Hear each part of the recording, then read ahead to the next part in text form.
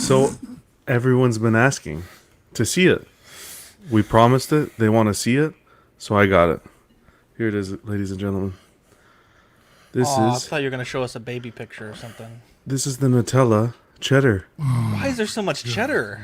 It's just 2 slices. Look at Just that. 2 slices. Look at that.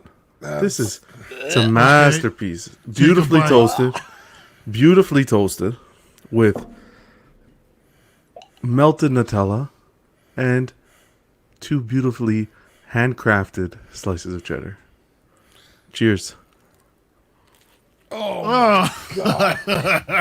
Are you an angel? What? An angel. I heard the deep space pilots talk about them. They're the most beautiful creatures in the universe.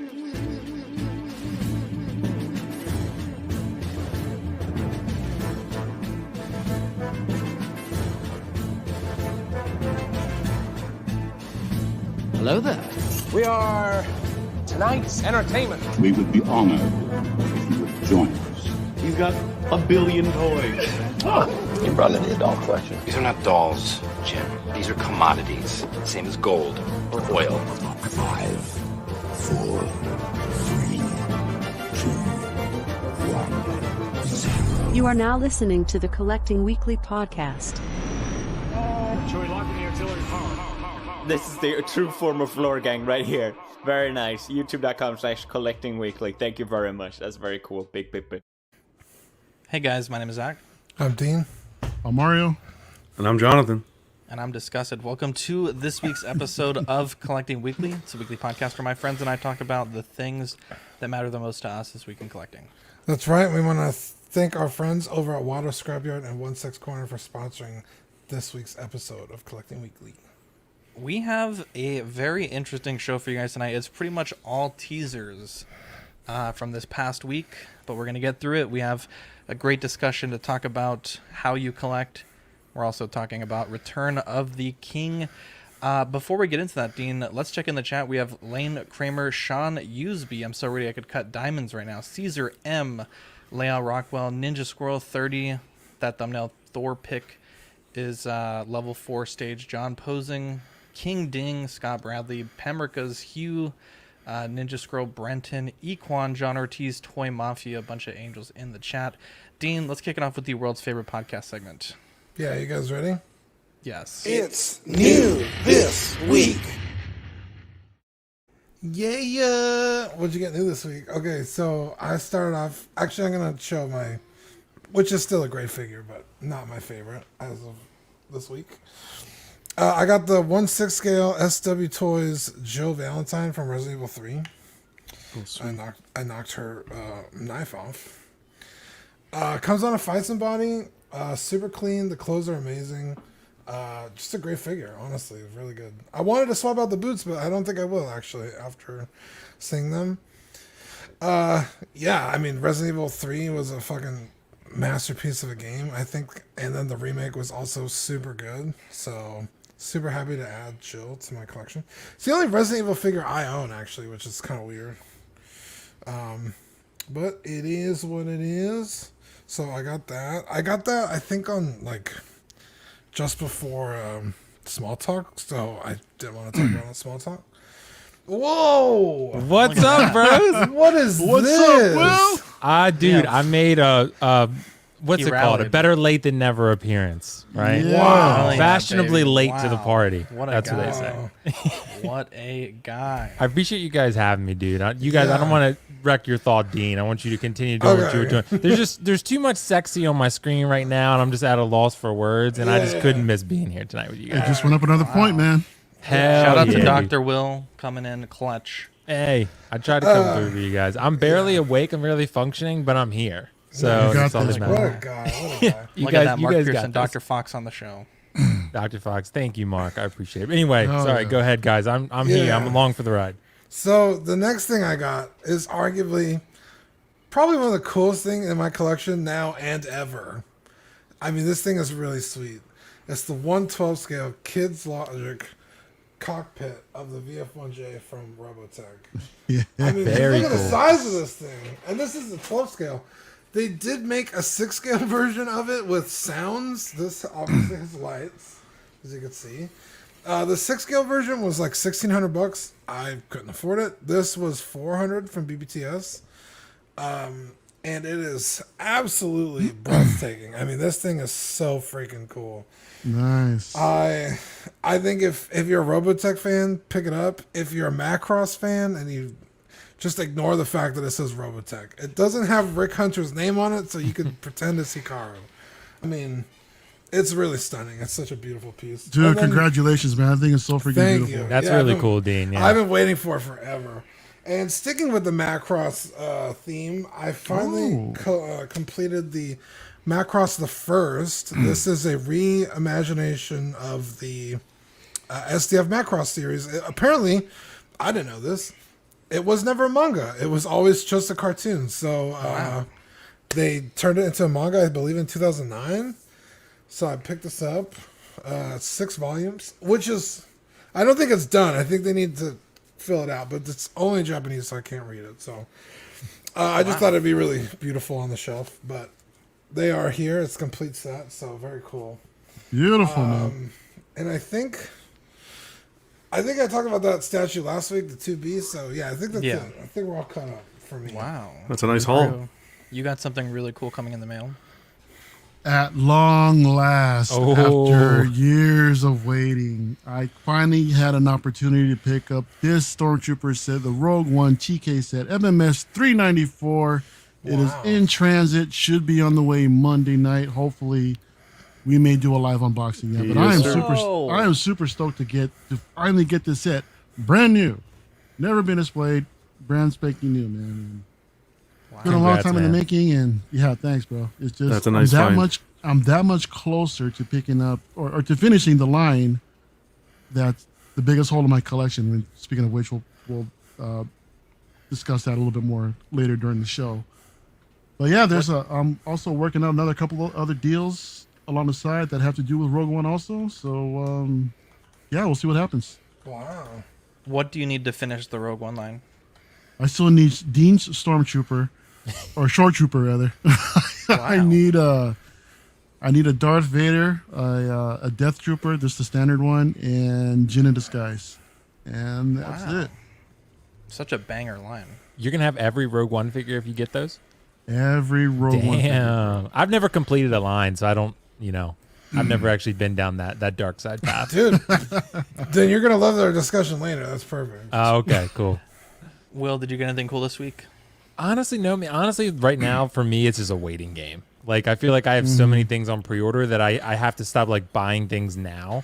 Like, all I have to do is, like, basically pay off all my pre-orders. So I have, like, everything on a payment plan because, like, I'm just paying everything off over time. Yeah. So, no, honestly, I haven't. The last thing I got was probably, like, IG-11, which was, like, I think, like a week or two ago. So, that, by the way, that figure is incredible. So I think I saw Danny unbox it with you guys. Was that right? Mm-hmm. Yeah. And you guys saw it. I mean, I don't know how you guys feel about it. I didn't watch the whole thing, but I love that figure. Honestly, that made me open it. I was like, this is Hot Toys right here. Like, this is what I really loved. And yeah, honestly, it's just a waiting game. I'm waiting on so many Prime. One of them is Sauron, actually, which we might talk about tonight. So I'm waiting on him, man. Yeah. Are you shitting me, bro? Yeah, I'm gonna do a live unboxing, dude. PJ convinced me to do a live unboxing. Yeah. When's that coming in?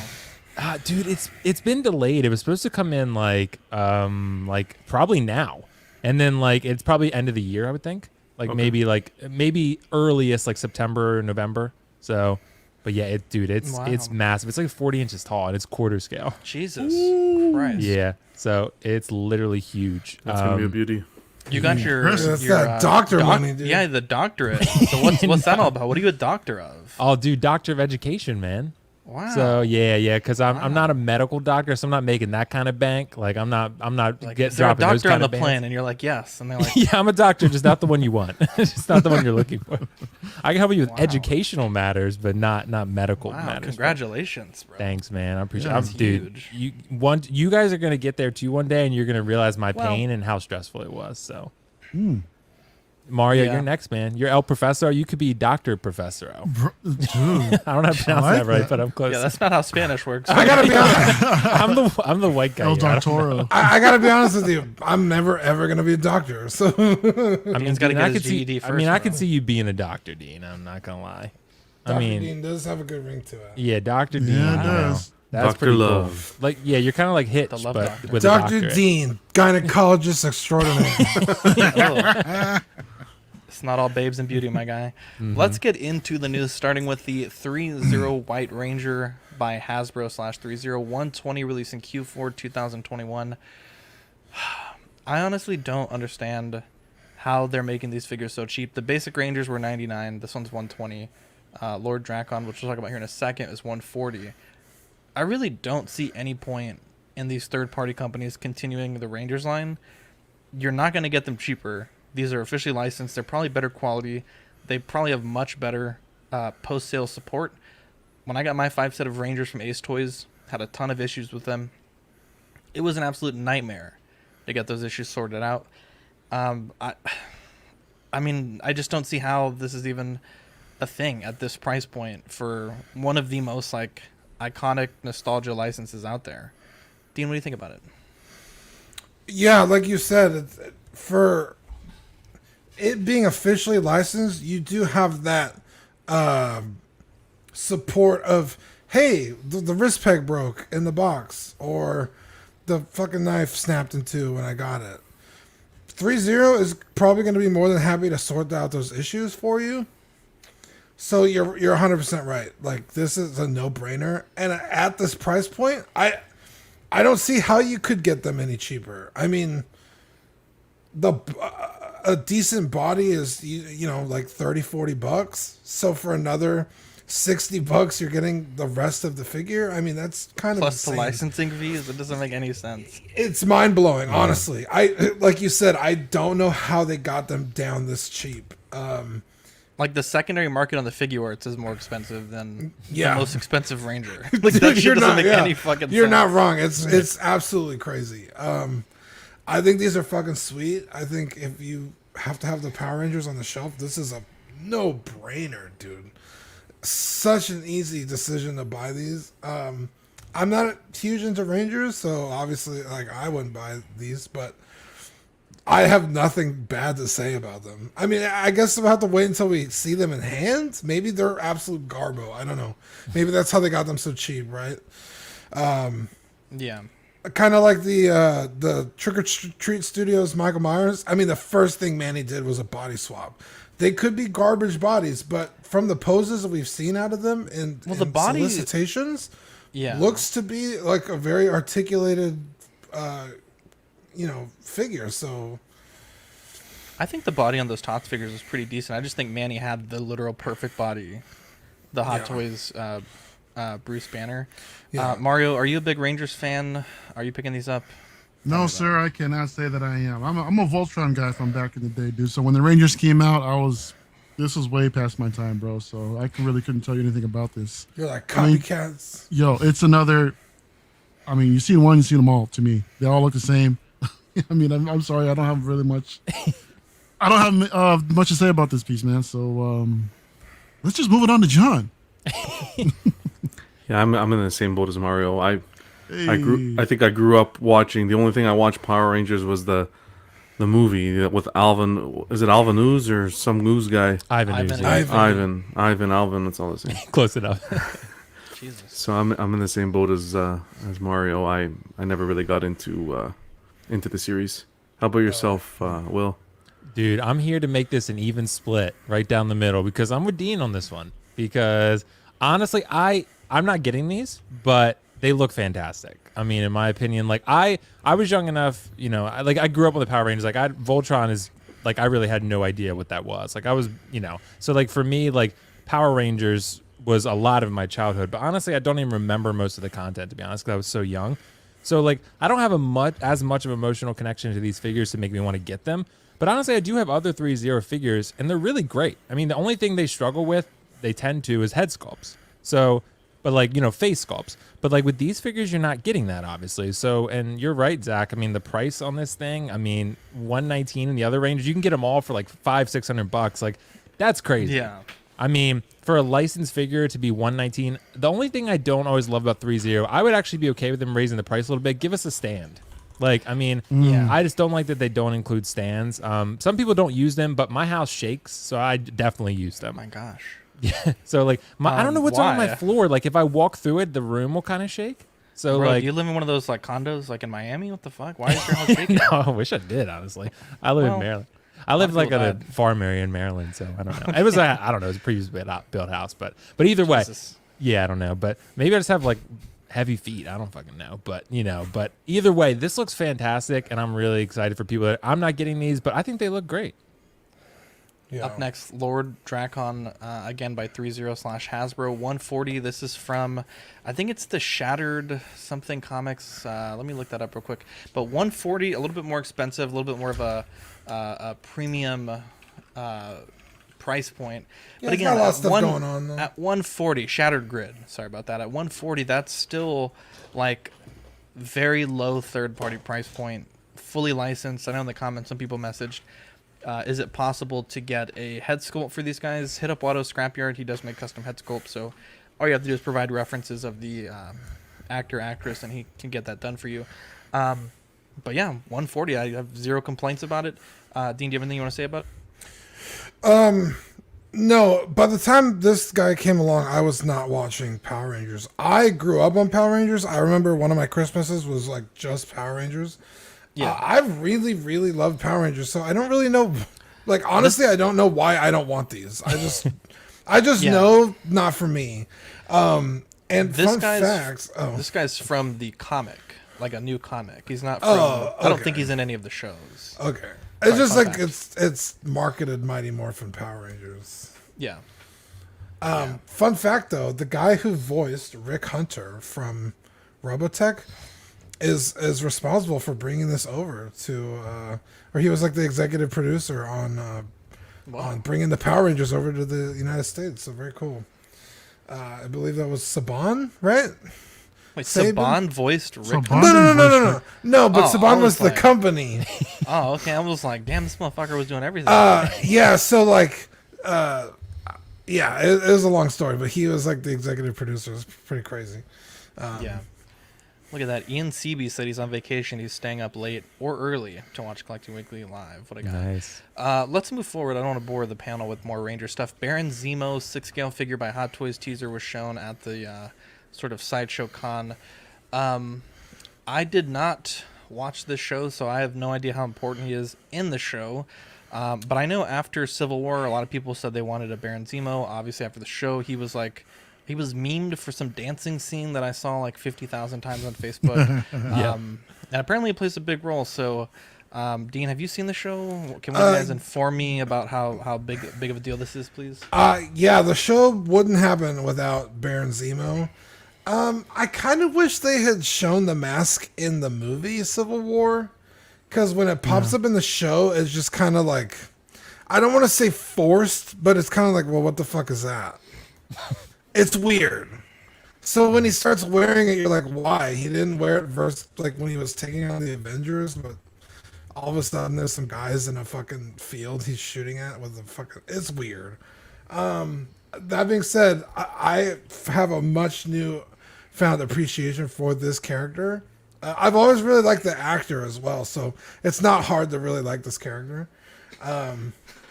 He's fucking cool. I don't know if I would want him in my collection necessarily, but I think it's great that it's possible we could get it. Sean Usby says, can the movie of the week be these Disney Plus shows? Get my boy Zach up with some good shit. Mario, tell me about your thoughts on this. No, Dean had a great point. I think Baron Zemo was really one of those characters that did make the show. And he was great. It was nice to see this character like well fleshed out and everything. As far as the mask, in Civil War, I honestly couldn't care less. I appreciated the character for who he was and what he was trying to accomplish. So I really had no backstory with this guy anyway. So for me, the comics are the comics, the movies are the movies. Just let it be as it is, right? So that being said, I don't think we're gonna see this figure. This is one of those pieces that's gonna stay in figure purgatory, and that's it. It's pretty much a one and done with this series. If anything. Shit, I don't even think we'll even see him again. I mean, I don't know if it was ever confirmed that we're going to see a second season to the show, or we're just going to continue with the I next think Captain we America will. movie? Yeah, I think we definitely will. It hasn't been confirmed yet, I don't think, but I think you definitely will. It would be nice. WandaVision is the only one you won't, I don't think. Yeah. Yeah, because that WandaVision says series finale. Yeah.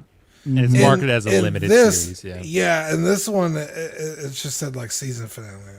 Right. Wow. So, yeah, USP says we will probably see Zemo again. I mean, we might maybe Captain America 4 somewhere possibly, but but no, I mean it's a pretty basic looking piece. I mean, it's cool for what it is, but I mean, that's kind of why I think we will see it because it's so simple to do.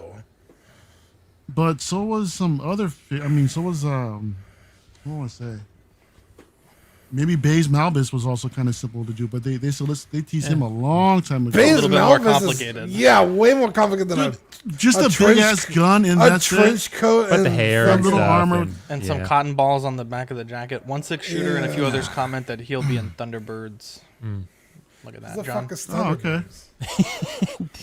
I think it looks good. I'm in the same boat with Mario. I think it's in the purgatory. It's not gonna be released. They got to fix a couple things. Fix those cotton balls there on the side, like you said. It looks like he's getting ready for a flight.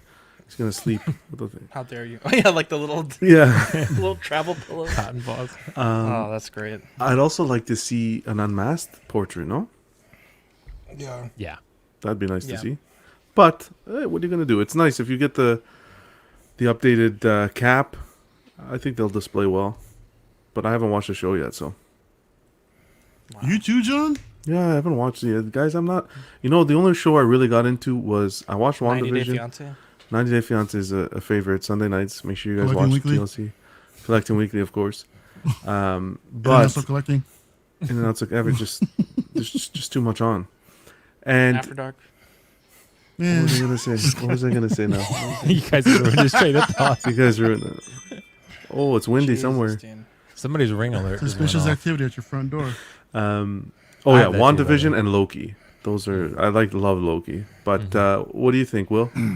Yeah, I'm with the consensus on this one. I think this ends up in figure purgatory. I think this is, you guys know, you've been around long enough. Hot Toys will flex every now and then. They'll be like, this is not a particularly complex figure, but it's like, we're going to show you something different. Like, I wouldn't rule out entirely the possibility that it gets released, but just my hunch tells me I think this doesn't end up getting released because, like, I think you're right. I think you were saying, Dean, like, it's a pretty simple figure. I don't think it would be that complex to do, but I think as much as people like the character, I don't think this would be a particularly hot seller. Like anywhere. Like, I mean, Asian market, USA market, I don't think this would be a particularly... That seems racial. Because there's nothing to it. You think so, dude? Yeah, I don't think you could say that. Oh, okay, got it. Well, I'll just say, here's what I'll say. Noted. Zemo would not sell anywhere to anybody. No, I'm just kidding. But I think he would. I think he would sell like to, like I think he would sell to like really diehard fans who wanted to like complete a line, which is something we'll talk about. It sounds like, but I just the plug. I'm free plug for you guys.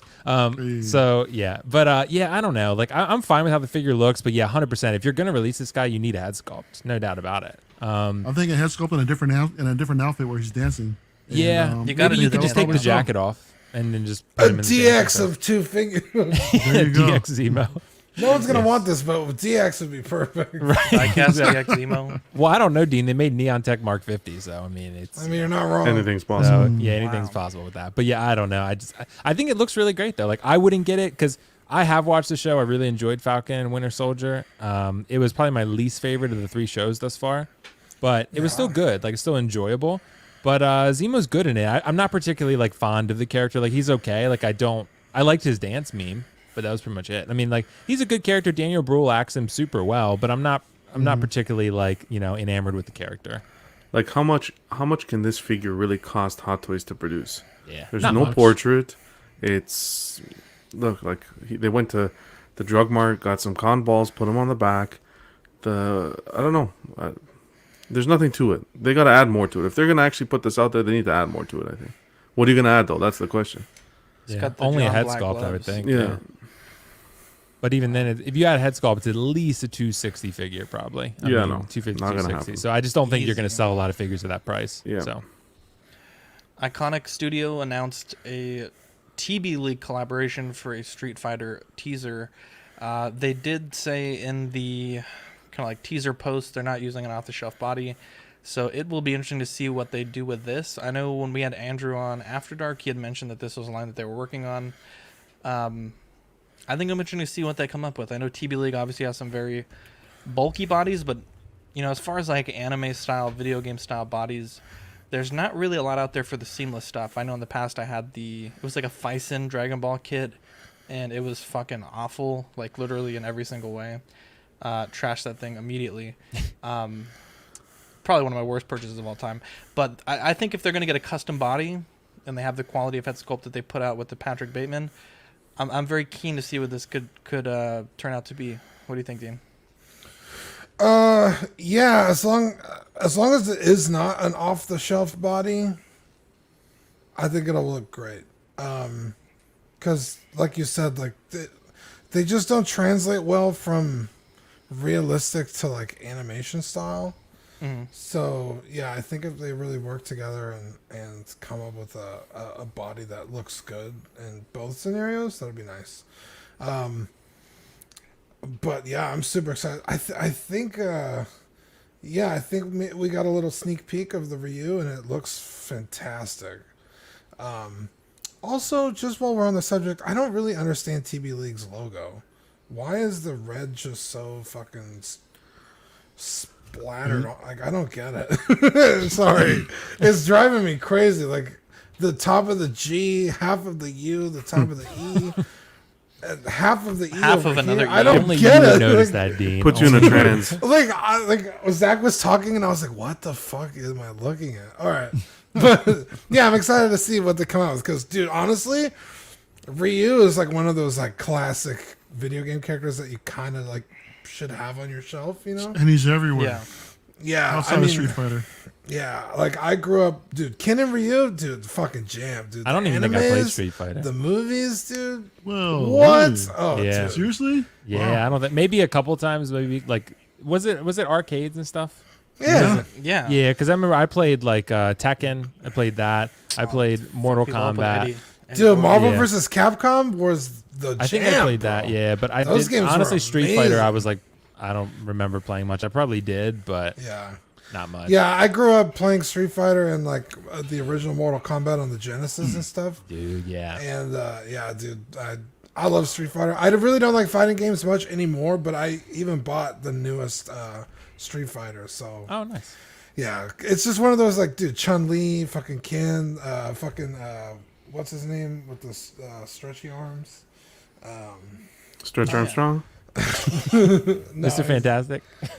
I was gonna, yeah, and the Dawson. Zangief and Vega. Guile, Vega. Hey, Mario's like a wealth of knowledge over here.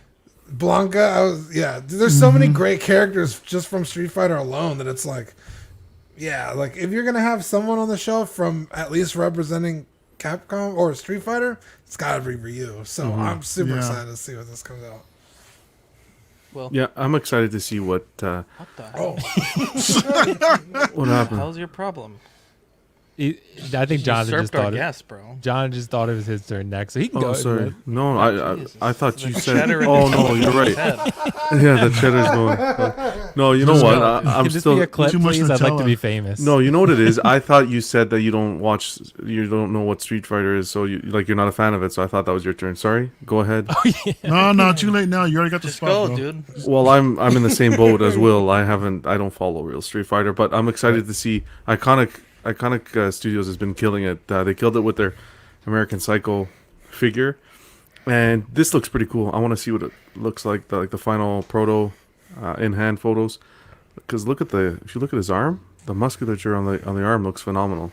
Yeah. So I'm excited to see. Will, my apologies. The No, I floor don't is care at yours. all. Dr. Will. I don't care at all. So like honestly, I'm totally with Jonathan on this one. Like I have very little knowledge of Street Fighter or sort of anticipation of what this would be. I do like Iconic that they're doing something different. giving us American Psycho and then giving us sort of Capcom characters. That's really cool because I feel like we get a lot of the same things from different companies. Like everyone wants Star Wars, everyone wants DC, everyone wants Marvel, but then we're getting something different from these companies, licensed and third party alike, that I think is really cool. So I think it's always good when collectors have like an abundance of options so we can kind of like fill out our collection with things that we would never get otherwise. And I feel like those are the type of collectibles that are made by like almost true collectors, not that the other companies aren't, but like really ones that really want to give the fans something that I think you wouldn't get otherwise, right? So that's what I think is really cool about this. Again, I have no knowledge of Capcom, Street Fighter really, or any of it, but I think this could be cool. Like you talked about, John, the muscles. I mean, that looks pretty cool. So if that's anything like indication of what the figure will turn out like, then I think that's pretty impressive. So yeah, I'm excited for anyone who's interested in these IPs. Well, back in my day when this Mark, your voice was pretty good there, man. Were you like a singer or something? Wow, that's a better wizard singer? voice than I had. I might have done something back in the day. Oh, okay. I want to hear you sing to me sometime, Mario. Sometime when it's just you and I, dude. Yeah, just sing to me, please. Sing right in my ear. Under the moon. Look, man, I Should be mean, ashamed to waste the stars. You gave me the perfect line, Ox Daddy. That's what I'm going to tell him when I see him. Can I speak? That's gone. No, I'm just kidding. God, I was trying to compliment you, Mario. Only when you're spoken to. I was trying to tell you how amazing your voice was, but go ahead. No, thank you, Will. I can't follow up, dude, after your wonderful elaboration, bro. Look, I mean, I remember when this damn thing first came out, dude. It was a big thing. Street Fighter 2 was just like our jam. People in my generation just putting quarters up on the screen, whoever's got next. I mean, every freaking weekend at the liquor store just down the street, it was crazy. So I'm excited to see some of these figures finally come to fruition, and for Iconic Studios to be taking a crack at it. There's so many possibilities they can go with. There's so many characters, so many different variations of the same damn character. So Yeah. I'm curious to see how far they can really take this line because there's so many possibilities. So I'm color me excited, but I don't plan on picking them up. But I love the game nonetheless. So we got to get you on sometime, or at least. We'll figure something. I'll just get you online and just play some Street Fighter, dude. It is fun. It is hella fun. Yeah, dude. we'll have to play, dude, for sure. Yeah. I got The the only Mortal way- Kombat, but that's it. Yeah. The only way Mario's picking up this figure is if he shows up in Star Wars. You're not wrong, dude. That's a really good point, actually. You're not wrong. Wow. But yeah. Up next, Blitzway. They're coming soon with a Kurt Cobain 1/4 scale collectible statue and 1/6 scale collectible figure. I would be very interested to see what the quarter scale statue would look like. But I think this is great. They did Jimi Hendrix. They're doing Kurt Cobain in 6 scale next. I know the Jimi Hendrix kind of so-so on the actual final release. It'll be very interesting to see what they do with this. I know Kurt Cobain's a cultural icon, gone too soon. So it'll be very interesting to see how this turns out. And of course the price point. I know the Blitzway Hendrix, I think it was like $280 or something like that. It was quite expensive. So if they can kind of bring the price down a bit for Kurt and improve the head sculpt quality, I think this could be interesting. What do you think, Dean? Yeah, I think that Jimi Hendrix was kind of like waxy looking, which was kind of weird. It's very sweaty looking. Yeah, the fact that this is not only just a figure, but they're also going to make it a statue, I think is pretty cool. The statue, I can imagine something kind of like this poster where he's sitting on the stool and, playing his guitar. But yeah, it's cool. I was going to make a joke and I don't think I can. I think I know where you're going with the joke, but I'm not 100% exclusive sure. piece? I'd love to hear it. I was just going to say, like, Don't do it. I wonder what kind of accessories. Stop. Just tell me off stream, Dean. I want to hear it. Stop, Dean. Jesus. I have one in my hands. It's unfortunate that, because I think Kurt Cobain and Jimi Hendrix both died at 27. They're like part of the 27 club. I'm not I convinced. think it's an odd coincidence that those are the first two figures. I wonder if the next one's going to be like Whitney I Houston. don't know, there's She's was she still 27 when alive. she died? What are you talking about? She's not still alive. What's the matter with Whitney you? Houston? I don't think Whitney Houston's alive. Whitney Seriously? Houston, No, she's not alive. Yeah, We're I'm gonna pretty- get canceled on air. Yeah. Oh my Why god. did I Died join the February stream? 2012. Yeah, Will's like, I "Fuck, picked dude, the this wrong is one to join. horrible for my career. Oh yeah, she died in 2012. She was not 27. Amy Winehouse coming up next by. Just kidding. The magical baby Okay. powder. Look, I'm just saying he Mario's was murdered. he's speechless. Mario, what do you think? What? Oh my gosh. I told you guys, or I told Zach earlier a while ago that I'm kind of like in an Amy Winehouse kind of mood lately, so I've been playing a lot of her music. I know, that's why I thought of it. How dare you? Look, man, I'm 27 Club, man. coming off the Jimi Hendrix piece. After PCS dropped that bomb of a Prince piece, I'm super excited to see what they'll do with Kurt Cobain, man. I mean, he another legend in the making. Again, that was gone too soon. But yeah, I'm intrigued. Are you guys okay? I'm intrigued by the quarter scale statue. Who's up next? John, Will, whoever. John. I lost my train of Let thought, Will guys. go before. What'd you say? Am I next? Yeah. Yeah, Okay. go ahead. Okay. Mario, are you sure you're done? I don't want to interrupt you, dude. Okay. Cool. All right. So what I'll say is I'm really excited because I think we kind of talked about this, like an untapped market for these musician collectibles. So I'm really excited to see them, dipping their toes into this market because I think it's really cool and it's something different again. So Kurt Cobain, they're really tackling like the key, very popular, recognizable musicians. Kurt Cobain is one of the most famous by far. And I'm excited they're doing a 1/4 and a 1/6. You're 100% right though, Dean. I originally had the Jimi Hendrix on pre-order, right, but I canceled it because I saw how waxy he looked and the sculpt just looked off. It just didn't look right. And I canceled it, and I actually have no regrets about that because I love Jimi Hendrix, but I really wanted that figure, but it just didn't come out the way I was hoping it to.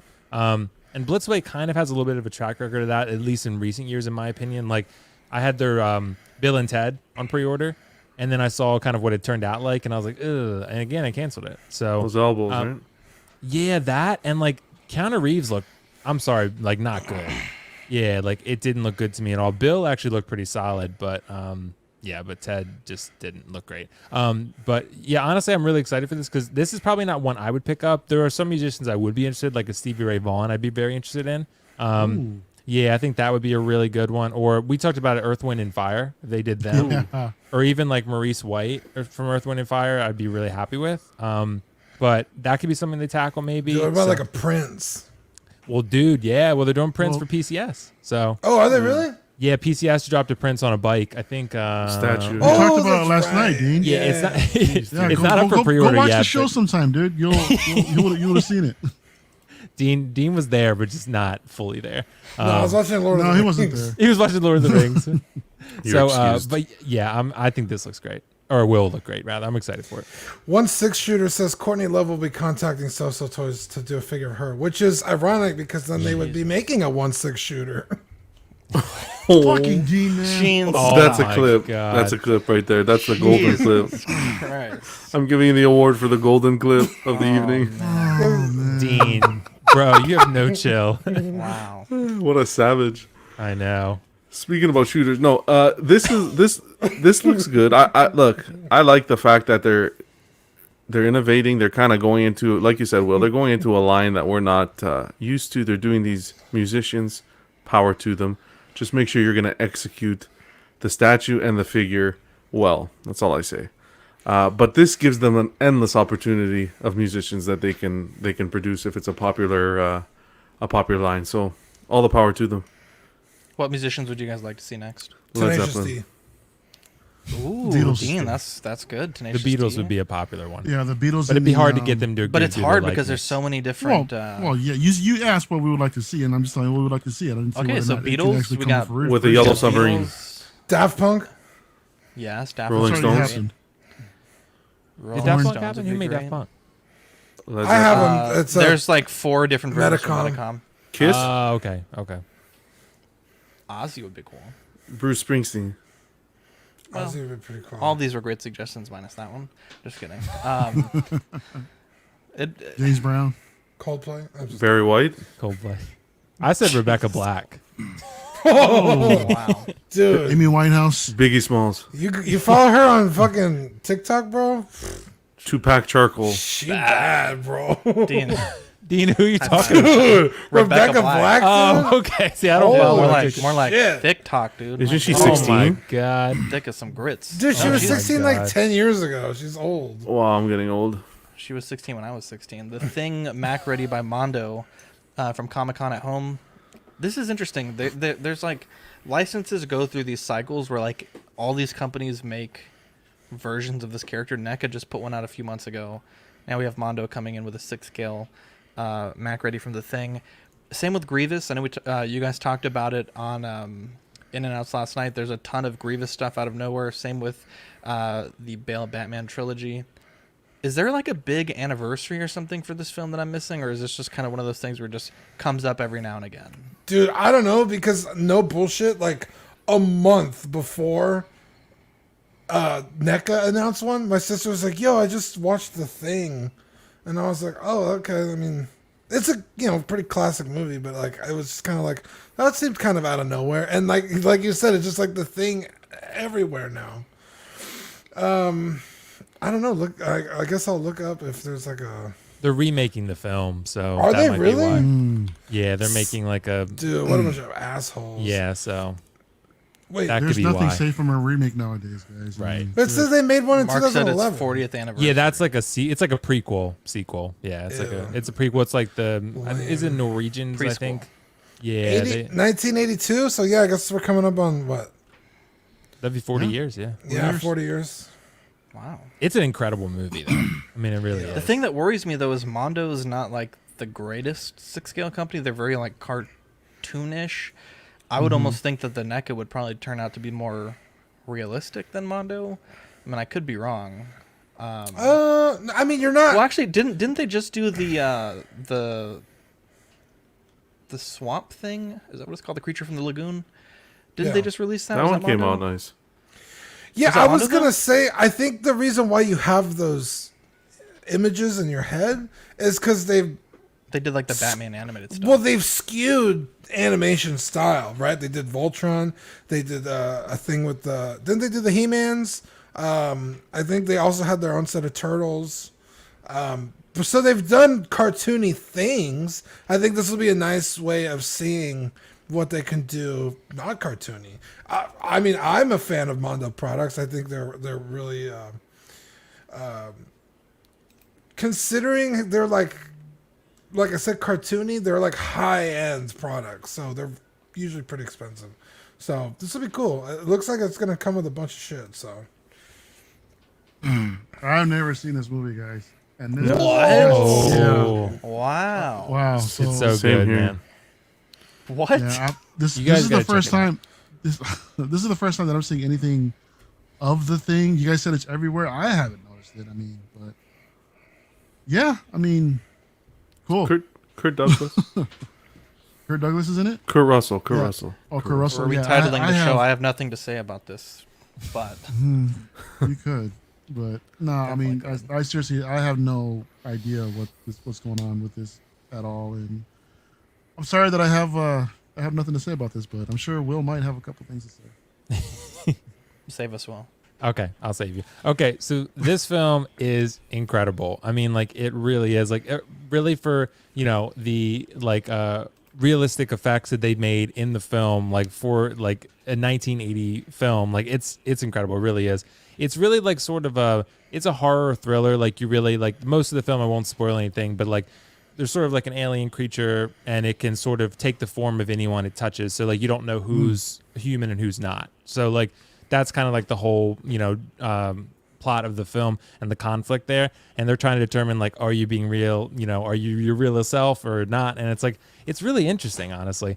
And the ending is actually very ambiguous, which I'll leave at that. But I'm really excited to see what this is going to look like. I don't particularly have high hopes. I think you said Zach Mondo, or someone said they can be a little cartoonish looking. I tend to agree because I actually love the God of War game, and they made that Kratos. I wasn't crazy about it. I didn't get it because of that reason, so I went with the Prime one instead. But yeah. So, and I got Baldur too, so I'm really excited about that. Baldo? Baldur. Yeah, Balder. He's Sorry, Baldo on my brain. Baldo's cousin. Baldo, yeah, he's Baldo's cousin. Yeah, but honestly, this looks really cool. I'm more excited for the creature, to be honest, than I am, Macready, just because that sculpt from that picture doesn't look very good. It's hard to say. It's very dimly lit, but honestly, the film is fantastic. If you have not seen, if you have not seen the Thing, then you really need to go watch it, Mario. And whoever else hasn't seen it, seriously, it's an incredible horror film. It's one of my favorites ever, honestly. And I think I just watched it maybe a year or two ago. And I think my brother recommended it to me, and it's honestly super, super. Kurt Russell's great. There's some serious I guess you would call it body horror. There's some serious stuff going on with prosthetics and effects and stuff, non CGI stuff that just really it's top of the line shit that holds up really well. Some of the best special effects, dude, ever. Yep. Some of the best non CGI effects, practical effects is the term I'm looking for. Yeah, so Brendan makes a great point. He said, if you love Among Us, you'll love The Thing. Yeah, Among Us literally is a the game version of The Thing. Yeah, that's literally what it is. Yeah. Really? Except there could be multiple imposters. Well, I guess if you have a bigger crew, there could be multiple imposters in Among Us, but that's sort of they're trying to figure out who the imposters are the whole time. Mm-hmm. So Among Us basically just watched The Thing, and they were like, we could make a game like this. And that's basically what they did. They made the best game of 2020. It's a pretty fun game, honestly. We got to play with Will. I kind of want to play with Will. We should get a Dude, I'm really fucking bad at it. I play with my friends. I'm the worst liar of all time. They're I'm pretty sure Will's very sus. Will's the imposter every time, dude. I get caught very quickly. And also, I kill people right in front of other people, and I don't even know it. I do the same thing, dude. And then, I kill people, and they're like, Will, I just saw you kill him. I'm like, no, you didn't. I wasn't there. And then, I get caught all the time. Wow. Let's play with Will. I'm down to play with Will. You guys always win. I'll make you feel great about yourselves. Let's blow through this one real quick. Lim Toys The Cowboy coming out very soon. After that, we'll focus on the Investigator release. Supposedly, we've said this every few months, but it should be coming out in the next month or so. So stay tuned for that, Scott Bradley. You do have one coming from our friends over at 1/6 Corner. Who's the Investigator? It's another one of those releases that they solicited after the Gunslinger. Dean, this is real exciting for us. The Krillin 2.0 by Figuarts. It was shown and then not really officially solicited yet, but they did show us the actual pre-order photos. I think this looks absolutely fantastic. A lot of people are calling this the new 3.0 body mold, but as a fan of Krillin and as someone that could not afford the $200-300 aftermarket price on him, this is huge. This is absolutely huge. Krillin is easily one of the most memorable sidekicks. Arguably the strongest human in the world. Not arguably the strongest human. Yeah, I mean, next to Mr. Satan. Yeah, yeah, of course. And like you said, dude, I got into Figuarts way too late. So picking up a Krillin was forget it. I mean, you're talking, like Zach said, $200-300. That's hot toy money, for a fucking figure that's 3.5 inches tall. Krillin's not a big guy, and Figuarts are only 6 inches. Dude, ain't no fucking way. This on an updated body, which I think looks fantastic. Just the way it proportions him out, I think it. Obviously, again, Krillin's a small guy, so there's going to be some sacrifices in the molding to get the articulation, but I think it aesthetically looks really good. I'm so stoked. I think the fact that we have these photos proves that it's going to be released, because all the other ones we've ever seen that were just on display don't get photo treatments like this. They said this one's going up for pre-order August 2nd. Okay, perfect. So yeah, they already said that. Yeah, I think this picture of him just standing, fucking yoked, dude, and I think it has to do with the sculpting and the where the articulation is. I think helps it actually. I know that the ab joint looks a little odd and the shoulders are a little deep cut for a butterfly, but I don't know. I think it just works so well on Krillin. And he's such an essential character. Literally any important fight, even though he might not be the one finishing it, he's literally there. part of every moment of the series. Yeah, dude, he's literally the fucking turning point in the fight against Frieza is because of Krillin. Like, fucking Your bags Frieza? Turn your heat on. too. What a legend, bro. yeah, turn the heat on. Perfect dad joke. Can we get an No, explanation? you can't turn the heat on because then your Vegetas will What go kind of bad. Your explanation? do Vegeta, need, you John? gotta shave that twice a month. No, listen to me. What's yoked for us old folk? Like ripped. You're not Muscular, that old, John. yeah. He's Jack, bro. He's like the strongest human being in the Wait, world. us old folk, you don't know what yoked is? Kind of looks like Danny. Bro. That seems racial. I don't think. Everything's racial to D. No one, absolutely no one, Dean. That seems racial. Moving on, they also had on display only, and this kind of goes back to what Dean was saying, that they kind of like Hot Toys, they'll put up a lot of figures for the convention. This one I do believe will actually go up because it was a fan vote, but they have Super Saiyan Kefla. They also have Zarbon, Dodoria. Then they were soliciting, I think it's like a 3-pack with the 3 of them. And then I don't have a photo of it, but they're also doing an anime accurate color Frieza Saga Final Form Frieza. So that's quite a bit of figures there. Jerry's World said, I sold the Deathstroke on OfferUp. I saw his post last night. I was going to send him a message, but Congrats, Jerry. I didn't want to bother him so late. So definitely a great little convention there from Figuarts. They did also have the Super Saiyan 4 Goku on display. But I know our panel isn't big into DBZ, so I won't bore you guys too much. I know for a fact that 3-pack would be very expensive, but I would pick that up. I don't necessarily need that Frieza, but the fact that I'm getting all 3 of them in one package, I'm sold. Let's have a discussion here. I know you guys don't collect Dragon Ball Z, but I think this is a great little discussion that we can have. So this post here on one of the Figuarts groups. So since they're having another sale, does anyone feel like having event exclusives is like having a regular release? Everyone can get these now. I don't buy to sell, but I thought the value would have gone up after the 2 sales were over, which is cool. But now a 3rd sale with no closing time, I wonder how long the sale will last. So they put up all 4 rather, up for pre-order. And right off the bat, they told you that there was going to be 2 pre-order windows. It's both Goku, sold out. Goku, Beerus, Whis, and Nappa. Yeah, Just for so those you know. listening. Sorry. All 4 figures sold out in both windows almost instantly. And there was kind of some issues of like people weren't able to get in, or they had them in their carts, and then when they went to purchase them, they were taken out of the carts. They opened up a 3rd window, which basically was like an unlimited, like I think it might even still be open. And people were complaining like it's not really an exclusive if you just produce like however many you get ordered, right?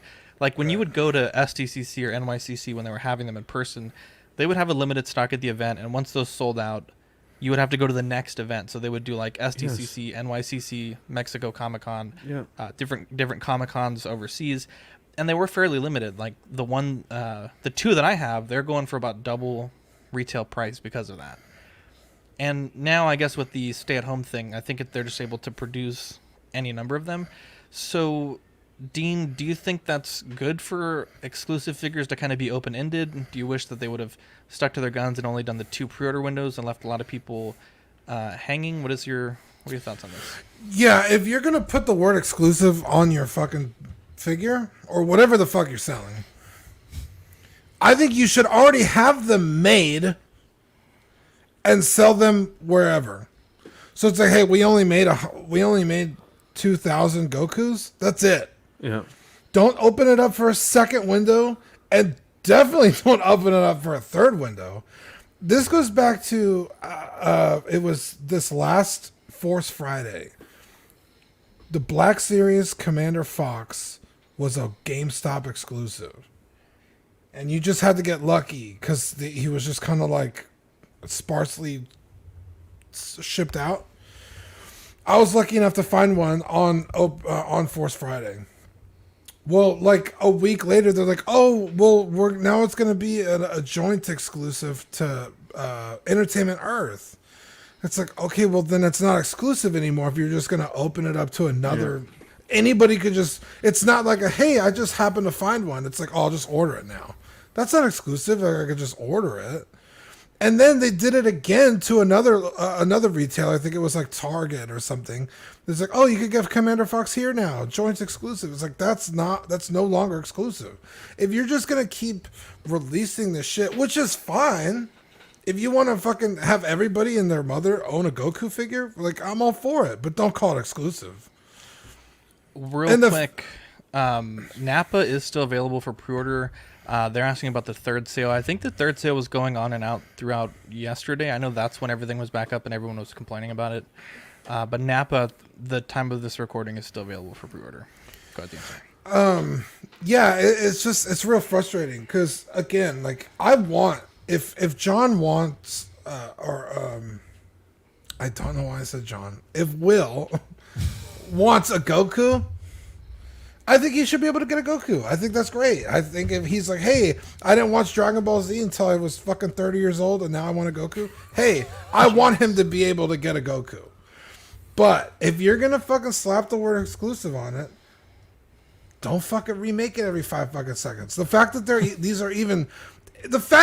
are even solicited as exclusives, they're already reissues. All 4 of these are reissues. The only thing that makes them exclusive, I think, is really the Goku has translucent hair compared to the original release, and the Nappa is animation accurate colors.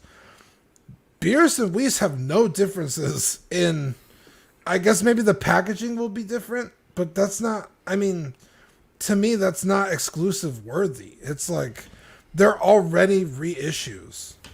So to call them exclusive is almost insulting, and to fucking release them 3 different times again in the same, it's even more so. USB says exclusive and limited aren't the same. It's still exclusive to the online sale right now, or if the conventions were going. Equan says they sell it not just to Pete Bandai, but also the Bluefin pop-up stores. It's not really exclusive. You can get it from 2 different stores. Will, what is your thoughts just about this kind of thing in general? I know Sideshow kind of had their whole shindig on Monday where they said if you don't pre-order something and the window closes, it's sold out, and then it wasn't sold out after the timer, and then people called them out, and then it was waitlisted, and you could join the waitlist, but now the waitlist is closed. Very confusing. Right. What are your thoughts about like this whole thing?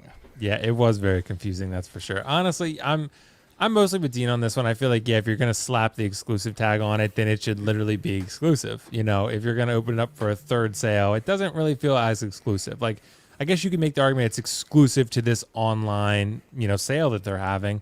But again, like the fact that you're opening it up 3 times with, it seems like no end in sight on this one. I mean, no one knows how long this sale is going to last. It sounds like, just from what you guys are telling me, that doesn't really sound very exclusive to me. So it's like, sorry, Will, but it's like the shit with the HasLab. It's like, hey, if we don't get this many people backing our product by this date, you're not gonna get it. And then that date comes, they're like, well, we're just gonna arbitrarily extend it. Yeah. It's like, what the fuck? You didn't make the deal, then you're not gonna make it. Like, why the fuck are you extending it? If you're just gonna make it, just fucking make it. Right. It's like, don't say it's exclusive if you're just gonna keep fucking shoving these out here. Yeah, I agree. I mean, like, and it's funny, like you brought up Zach. Like, I feel like I'm probably in the minority here. Like, I don't like how Sideshow executed that edition thing, but I don't have a problem with the idea of it. I don't have a problem with making it like a 5-day exclusive thing, because like we've always seen, like the exclusive edition and the collector's edition, they're the same price and it lasts for a long period of time. So really, there's no real reason to feel like you have to do anything to get the exclusive, because you have any number of days to like sort of pre-order either one, and obviously everyone's going to get the exclusive, right? No one's ever going to get the collector's edition for the same. Exactly. Yeah, I want a lesser product for the same price. Like, no one's ever going to do that. So I'm fine with the 5-day thing. I know it's a separate topic, but I don't really see it as a problem. Like, for example, I know they did it with the Mark 1, they did it with Boba on Throne. The Mark 1, definitely there's not enough there to really make it matter. Like an extra little faceplate, it's irrelevant. So, but nonetheless, as far as this Goku stuff goes, Dean, spoiler alert, I don't want a Goku because I've never actually really watched Dragon Ball Z. God damn it, Will. Yeah, so, it's, dude, trust me, guys, there's so much shit to watch, and I feel like everyone every day is like, oh, you haven't seen this, you haven't seen that, because I've had to watch so many things over my time, and it's just like, there's so many things I'm still missing out on. So, I'm sad. That made me Dean, sad. We're still brothers. We're still brothers, dude. You're going to adopt me officially. Okay. Wow. Yeah, Zach. Dean's promised me he would adopt me as his brother, so I'm gonna hold him to that. Wow. I still gotta talk to my mom about that. Yeah, I want to live in Texas, so I don't like the slapping the exclusive tag on it and then not following through on it. I mean, these figures look pretty cool, so I'm happy for those who are gonna get them, but I have no interest in them necessarily. But I would say that overall, I agree. I don't know if there's extenuating circumstances that maybe I'm not aware of with this, but I just feel like, no. I mean, it should be exclusive. If you call it exclusive, it should be exclusive. And it shouldn't be this open, if that makes sense. Yeah, I think with the hobby, what our hobby's missing is exclusivity. It's not like it was back in the day where you had to fight to get a figure, and then after it sold out, boom, it skyrocketed, and you had that hunt. I feel like collecting lost the hunt. Everything's at our fingertips. Everything's over mass Everyone produced. feels entitled. Everything's mass produced, and I'm sick of it. I'm sick and tired of it. It's the same thing with Hot Toys. They have a Hot Toys Toy Fair exclusive. Sideshow has it 2-3 weeks later for everybody to order. No, I think that these companies should be okay. You want to do a Toy Fair exclusive? Fine, have that Toy Fair exclusive there, and then if you want to bring it to Sideshow for North American orders and so forth, number them. Have those exclusives numbered and do a numbered line. If you're gonna open up the orders on Sideshow and have it open for everybody, then where's the exclusivity of the collectible? Why are you slapping a Hot Toys Toy Fair exclusive, or in this case, even this Sideshow Con event exclusive? I think it's just to get the people intrigued, and that's it. I think these companies need to continue producing figures, but when it comes to exclusives, make the figures actually exclusive. Yeah, I think who was that? It was yelling at me a second ago about. It's not me, bro. It's not me. Was it Usby who was saying there's a difference between limited and exclusive? Yeah, yeah. Peanut gallery over there. It's fair, right? That is fair, but part of the exclusivity is the limitedness of it. If I could only get this figure at Comic-Con, like I said, those figures should already be made. And if I don't get to the table in time to buy it, I don't get it. That's it. We only made 500 of these. I'm sorry. Too bad. It's not like, hey, come back tomorrow. We're making another 500. No, you pay secondary prices now. If you missed it, you missed it. That's it. I think if, like John said, if it's going to be an actual exclusive, it has to be limited. Am I wrong? No, you're right. You're not wrong. You're not wrong whatsoever. Zach said it perfect. It's every little whining person out there now who feels they're entitled. I'm entitled to this. No, you want the figure, you stand in line to get that damn figure. And I'm not saying do it with everything, but have it for some of the collectors to have that drive, to have that collectability, because some collectors, I won't lie, damn right, it feels good to pick up a figure that's limited and that skyrockets. There's not one person, and I don't care who you are in this chat, live right now, on YouTube, wherever, that will say that if somebody went to pick up a figure and it hit the secondary market at double the price, you wouldn't be happy. Come on. And that's why I hate exclusives, man. I can't fucking stand them, dude. I mean, I'm still trying to catch up with all of this shit, dude. And what pisses me off all the time is when they give exclusives to Walmart, to Target, they instantly freaking sell out, and it's just that much more fucking difficult just to get a hold of everything, right? Yeah. But that's the fun of it. But the fun of it, nothing, dude. I mean, everything is online right now, dude. I'm at work. I have no way of trying to. Well, first of all, I'm not even trying to be on my phone to for a pre-order or anything like that. And as soon as they sell out, they're gone. They're gone forever. And God knows, I mean, depending on the distributor that they choose, who knows what kind of condition they're going to come in. That's true. I have to order freaking 5 figures from Walmart just to make sure that I get a good one, dude. Yeah. So it's absolutely ridiculous. I mean, yeah. I ordered a figure from Disney, which was a Disney Store exclusive. You could only get it at Disney Store, and I got it fucking crushed. I was like, what the fuck is this? So when it comes to the smaller scale, I absolutely hate exclusives. When it comes to the larger scale, like within our hobby with 1/6 in statue form, I could give two shits, to be honest. I mean, what I do like the idea of having an exclusive piece to come to make it, I guess, a little bit more exclusive. But at the same time, John, it's only exclusive to this one retailer. Which is and that's the thing. I think where we're getting confused is I'm not necessarily where I'm talking about exclusives is more on the higher end 1/6 scale. Yeah, you know what? They did that with the Dark Side Anakin. That was supposed to be a convention exclusive only, from what I understand. The whole community bitched about it, and they ended up. We found a bunch more, so here you go. And what happened? It sat on the shelf for. I agree with you. The Walmart and Target exclusives, I'm not a huge fan of that. I'm not really talking about those because I'm actually, to be honest, I'm not really familiar with those because I think that's more popular in the States, to be honest. I'm talking more like to branch out into like the Hot Toys, the statues, the stuff like that, especially the Hot Toys. Well, we kind of already saw it. We saw it with these time exclusive. I mean, they're like what Zach said earlier. They're already, the wait list is full on pretty much most of them now. So if Sideshow sticks to their guns, or if Hot Toys sticks to their guns and decides not to produce anymore, I mean, I'm okay with it. I mean, I was able to get. I had a long enough window. I had the opportunity to go ahead and get what I needed to get, and regardless if it was the exclusive or not, you know, I mean, I was able to get what I needed, and I'm fine with that.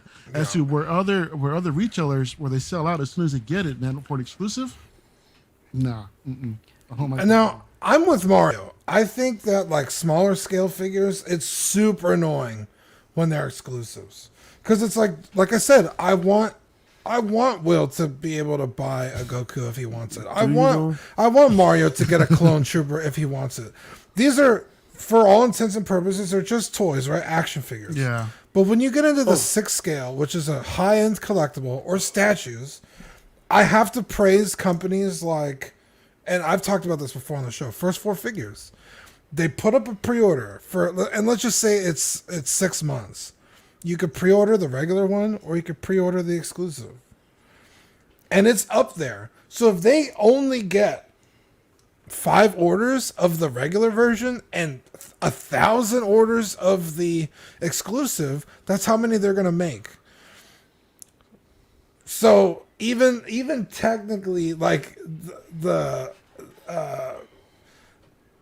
limited or the non-exclusive version, well, they actually might make those completely, but however many they get of the exclusive version, that's how many they'll make, and then an extra just in case, like an extra 10% in case they come damaged and they can replace it.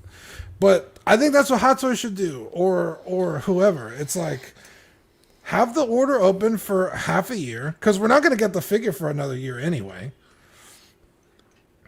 Have the order open for a small window, and however many you have on pre-order, that's how many you make. And that's the key, exactly, as opposed to having it open for a year and a half, because the trick is, everyone's little trick now, what they're catching up on, is everybody waits till the end, till we start getting them in hand to place their pre-orders, as opposed to, which makes sense, because why am I going to give a company an NRD and hold my money for a year and a half? Okay, that makes sense. But also, what if the figure sucks when it comes out? Exactly. Zach always says, wait until you see a review and then pre-order it. I agree with Will. Will said about this 5-day order thing. Awesome. It's a good idea, but don't charge me an NRD. Don't tell me I have 5 days and then charge me an NRD on top of it all. True. So Hugh says, what do you think of the way ThreeZero handled the limited edition Guts figure? It's sold out in Sideshow and they only made 1,800 worldwide. It made a lot of fans mad, but this is exclusivity. So first and foremost, everyone had like a year to order the original figure. Yeah. And that figure was absolutely incredible. I know Steven ordered a bunch of them. You know, Dean, you're a big fan, but I think you passed on it at the time. Yeah, I'm an idiot. I think anyone that wanted the original had plenty of time. If you were a Guts fan and obviously you knew about it, you could order it easily. Obviously, it's very tragic what happened. The creator of the manga passed away, and I think people wanted this, like some sort of a reissue, a re-release, or a redo, and ThreeZero gave people the bloody version, and I think it's great that they made it limited, right? People had plenty of time to pick up the first version. They didn't. It really sucks that this gentleman passed away, but that doesn't mean they're going to make a whole nother batch of the regulars. They told everyone which conventions were getting how many figures on each day. Sideshow put up a thing where you could RSVP on their website to purchase the figure. If you did that, you got an email. Supposedly it was a cakewalk. You had 30 minutes to pre-order it before anybody else. These things take a little bit of time and effort, but I think it's great that they kept it to a very limited number to preserve the value of the original. And, you know, it's not like it was a figure that sold out instantly when it was released. Same with Darkseid Anakin. Like, it was only after it sold out that it started getting crazy high prices because people realized how amazing of a figure it was. And then when the creator passed away, that figure went to the fucking moon. It's Couldn't selfish. touch that figure. It's selfish because nobody wanted the Anakin. It sat. It sold. Secondary market skyrocketed, and everyone got selfish. Everyone got selfish. No, if I was there day one, order the figure. Too bad for you, and that's it. That's how I look at it. I'm sick and tired of this. Okay, Hot Toys listens to their fans. That was you. Let me finish. If you let me finish my statement. Hot Toys listens to their fans when they demand reissues. Oh, reissues because the money's there. But come on, man. Like keep some meat on the bone. Keep some meat on the bone for the collectors. Don't you? Listen to me. When you start reissuing Toy Fair exclusives, you have a problem. You have a problem. Right? They're redoing the Batman, and that was a Toy Fair exclusive. That's when you start having problems. That's not a reissue, though, bro. That's a remake. Well, it's a reissue. It's the exact same figure with a different portrait. So That's not a reissue. That's a remake. Because it has a different portrait? Yes. Oh, okay. Exactly. Sure. Oh, okay. I'm inclined to agree with Bullshit. John because I made the decision not to get the Guts figure. I even had a chance to get one real cheap from someone, and I was like, you know what? I got some other shit I have to pay for. I can't right now.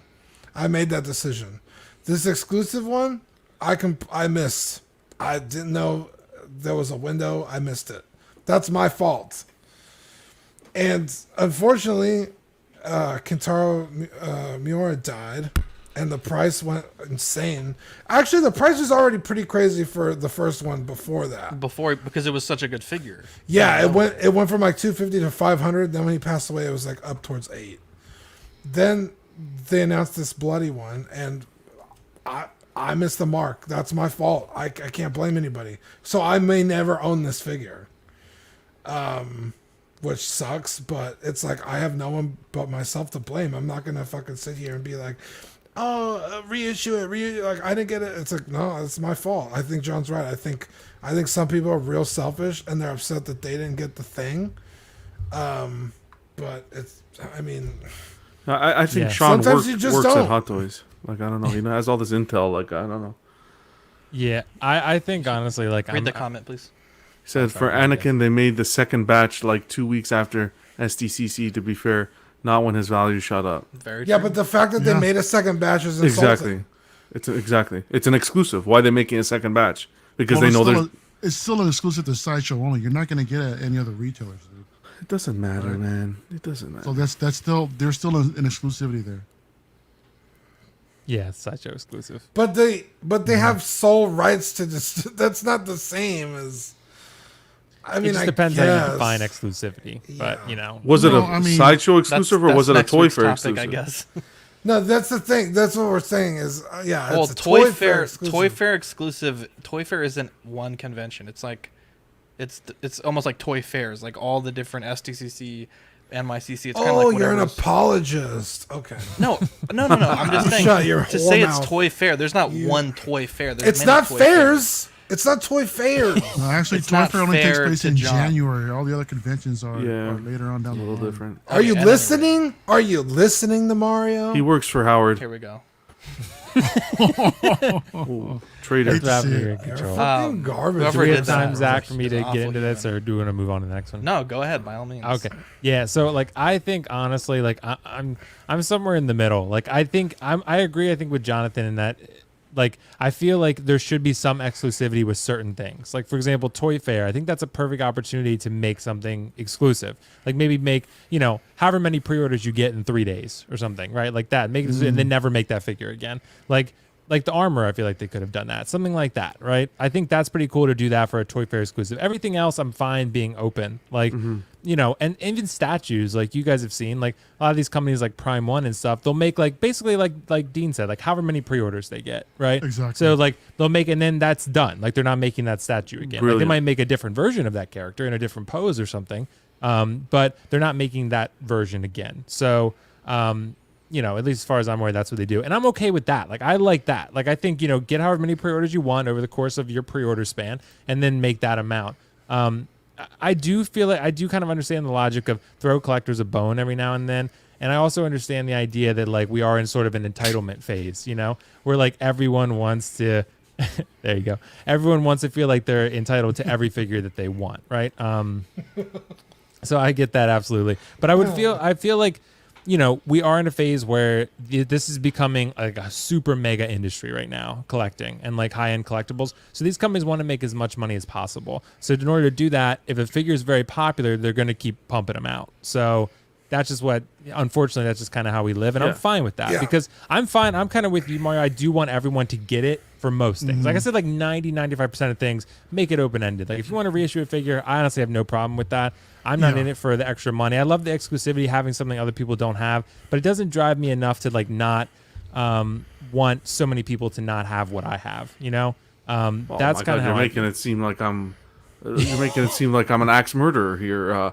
Not have. I mean, you might be for a lot. I might be.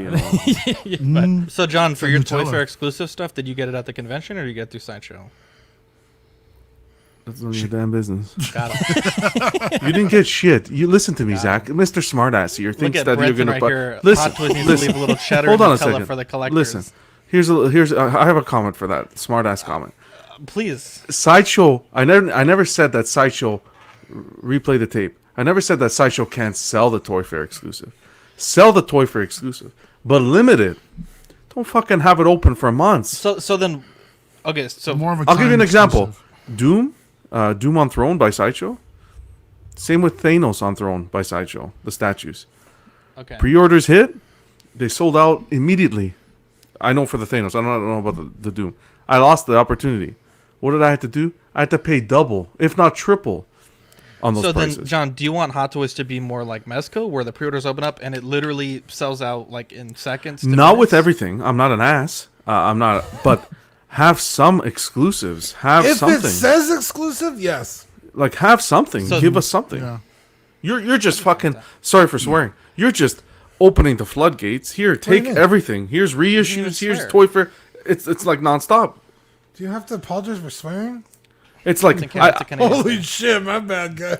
So sometimes I think that the what do you call that? The vintage collection is rarer than some of these Hot Toys. I walk into a Walmart, I don't see one on the rack. They are, dude. Hot Toys, it's like Jesus. They sit for freaking days, months, years, whatever. Oh, I'm so let's go down the line. Do you guys want Hot Toys? Because Mezco, I think it's all their releases sell out pretty quick. I think every once in a while they'll have a dud that stays on the website. But is that the kind of pressure you want to collect, where you literally have to be on your computer right when it's good to go? Or yeah. do you No, have to be... it sucks. It sucks doing that. But guess what? It's fun. When it's something I really want, yeah, I'll be there. But yeah, but Dean, even being there's not half the battle. You and I have been up 2-3 in the morning waiting. You guys for, are trying to buy a PS5, Ami, trying to buy Chigokin, and we're there, Johnny on the spot, and that shit fucking you can't get. Yeah, it's really. I tried to buy a PS5 for like 8 months. It was very, very. Let me tell you, Will, what happened. Let me tell you what that. So you mentioned PS5. My mom's been wanting to buy one for my dad. This is a great story. Okay, my mom's been wanting to buy one for my dad since it released. Yeah, and I'm on my way home one day. She calls me in a What's panic. up, Steph? She's like, "Oh, hey, EB Games just got a shipment of PS5s. I need you to go. It's the same as GameStop, but in Canada. I need you to go and rush to pick one up, to pick it up." The woman wouldn't hold it. The woman wouldn't tell her how many there are. It was a 45-minute drive. So I got in my car. I was doing 150 on an 80. Holy jeez, dude! Kilometers. It's okay, I was about to say. I was like, so what is that in freedom miles? What is that? Like 55. Freedom no, it's not. Maybe 120. Anyways, listen. I get there. The woman in your front little of me. mail van. No, I wasn't Amazon working. thing? I wasn't working. Mail van. No, and his fucking. What are you driving? Audi. Let him finish. It was a Ferrari F-150. You really drive a Ferrari? No, I don't get that the high end collecting I was weekly like, doll. damn, I need to be a mailman. I need to be a mailman in Canada. Ferraris aren't limited edition enough for him. More of a Lamborghini guy. Anyways, listen. I get to the EB Games. The chick's like, I'm in line. I see the woman ahead of me. She has a PS5 in her hand. I'm like, I swear to God, if I get to that register and that's the last one, I will have a fucking conniption. And luckily, I was able to get one. Sold out in seconds. Sold out in seconds. Back in the day, true. You took you 45 minutes to get there. well, after I was there, it sold out in seconds. You have to understand. Listen. Fucking. It sold out in seconds, 45 minutes later. Listen. Fuck. Nobody knew this EB Games got the shipment. They didn't broadcast it. I hate this fucking panel. I've already gone through enough stress tonight watching that Lord of the Rings shit, and now I have to deal with this. Fuck. Don't blame me, John. It's so funny. He died instantly the next day. It fucking sold out. Anyways, we got it, and That's 45 that's it. minutes in seconds. Back in the day, PS4 came out. You know, not PS4, PS3. I waited outside Best Buy for fucking 36 hours to pick up that damn working shit. at the time? No, I called in sick 2 days. Oh, fuck, dude. Jesus. Oh, We want exclusivity. Don't give me this it bullshit. was so funny. You guys are fucking. I can't stand it. You know. Oh my god. Yeah, guys. dude. Last I'm gonna- month's Patreon sold out instantly after 26 days. Oh god, I'm gonna pass out. Oh fuck. Oh, please don't. Are we clipping that? Please don't, because this is your segment next, Dean. Tell us about this Figma Doom fuck. guy. Dude, Figma Doomslayer. They went in for Doomslayer. pre-order. Yeah, or Doom guy. You can come whatever you want. Brenton says he's dying of laughter. Dude. Okay, so this was solicited. The pre-order picks went up, and at least for Eric, our buddy Eric, a friend of the show, Patreon member, he asked me how big this was going to be. And so I did my research. I was like, well, the only thing I could find and personal experience, Figmas are non-scaled. It even says it on the box. So like you'll get like characters from like, let's just say 6 different characters from 6 different lines. They're all basically the same height. Like if it's maybe 2 characters from the same show, they'll be, you know, height accurate to each other. But then you'll have like somebody from another show and they're the same size as one of the guys. So it's like, okay, well, I mean, at least I have a figure on the shelf. So I couldn't give him a for sure answer. And then Sweet Zach, out of nowhere, I don't even know where you pulled this Off the picture top from. ropes, bro. Off the top ropes, you messaged me. It was late too. You were like, yo, check this out. Look how big this fucking figure is. So this is a picture of Doomslayer next to a normal, like, Figma makes blanks. They're like blank figures you could buy male and females. I guess if you want to sculpt a figure. So this is him next to that. So let's just say this Figma is like 5.5 inches tall, 6 inches. That would make this Doomslayer, what, 8? 8.5, maybe? 8? Yeah.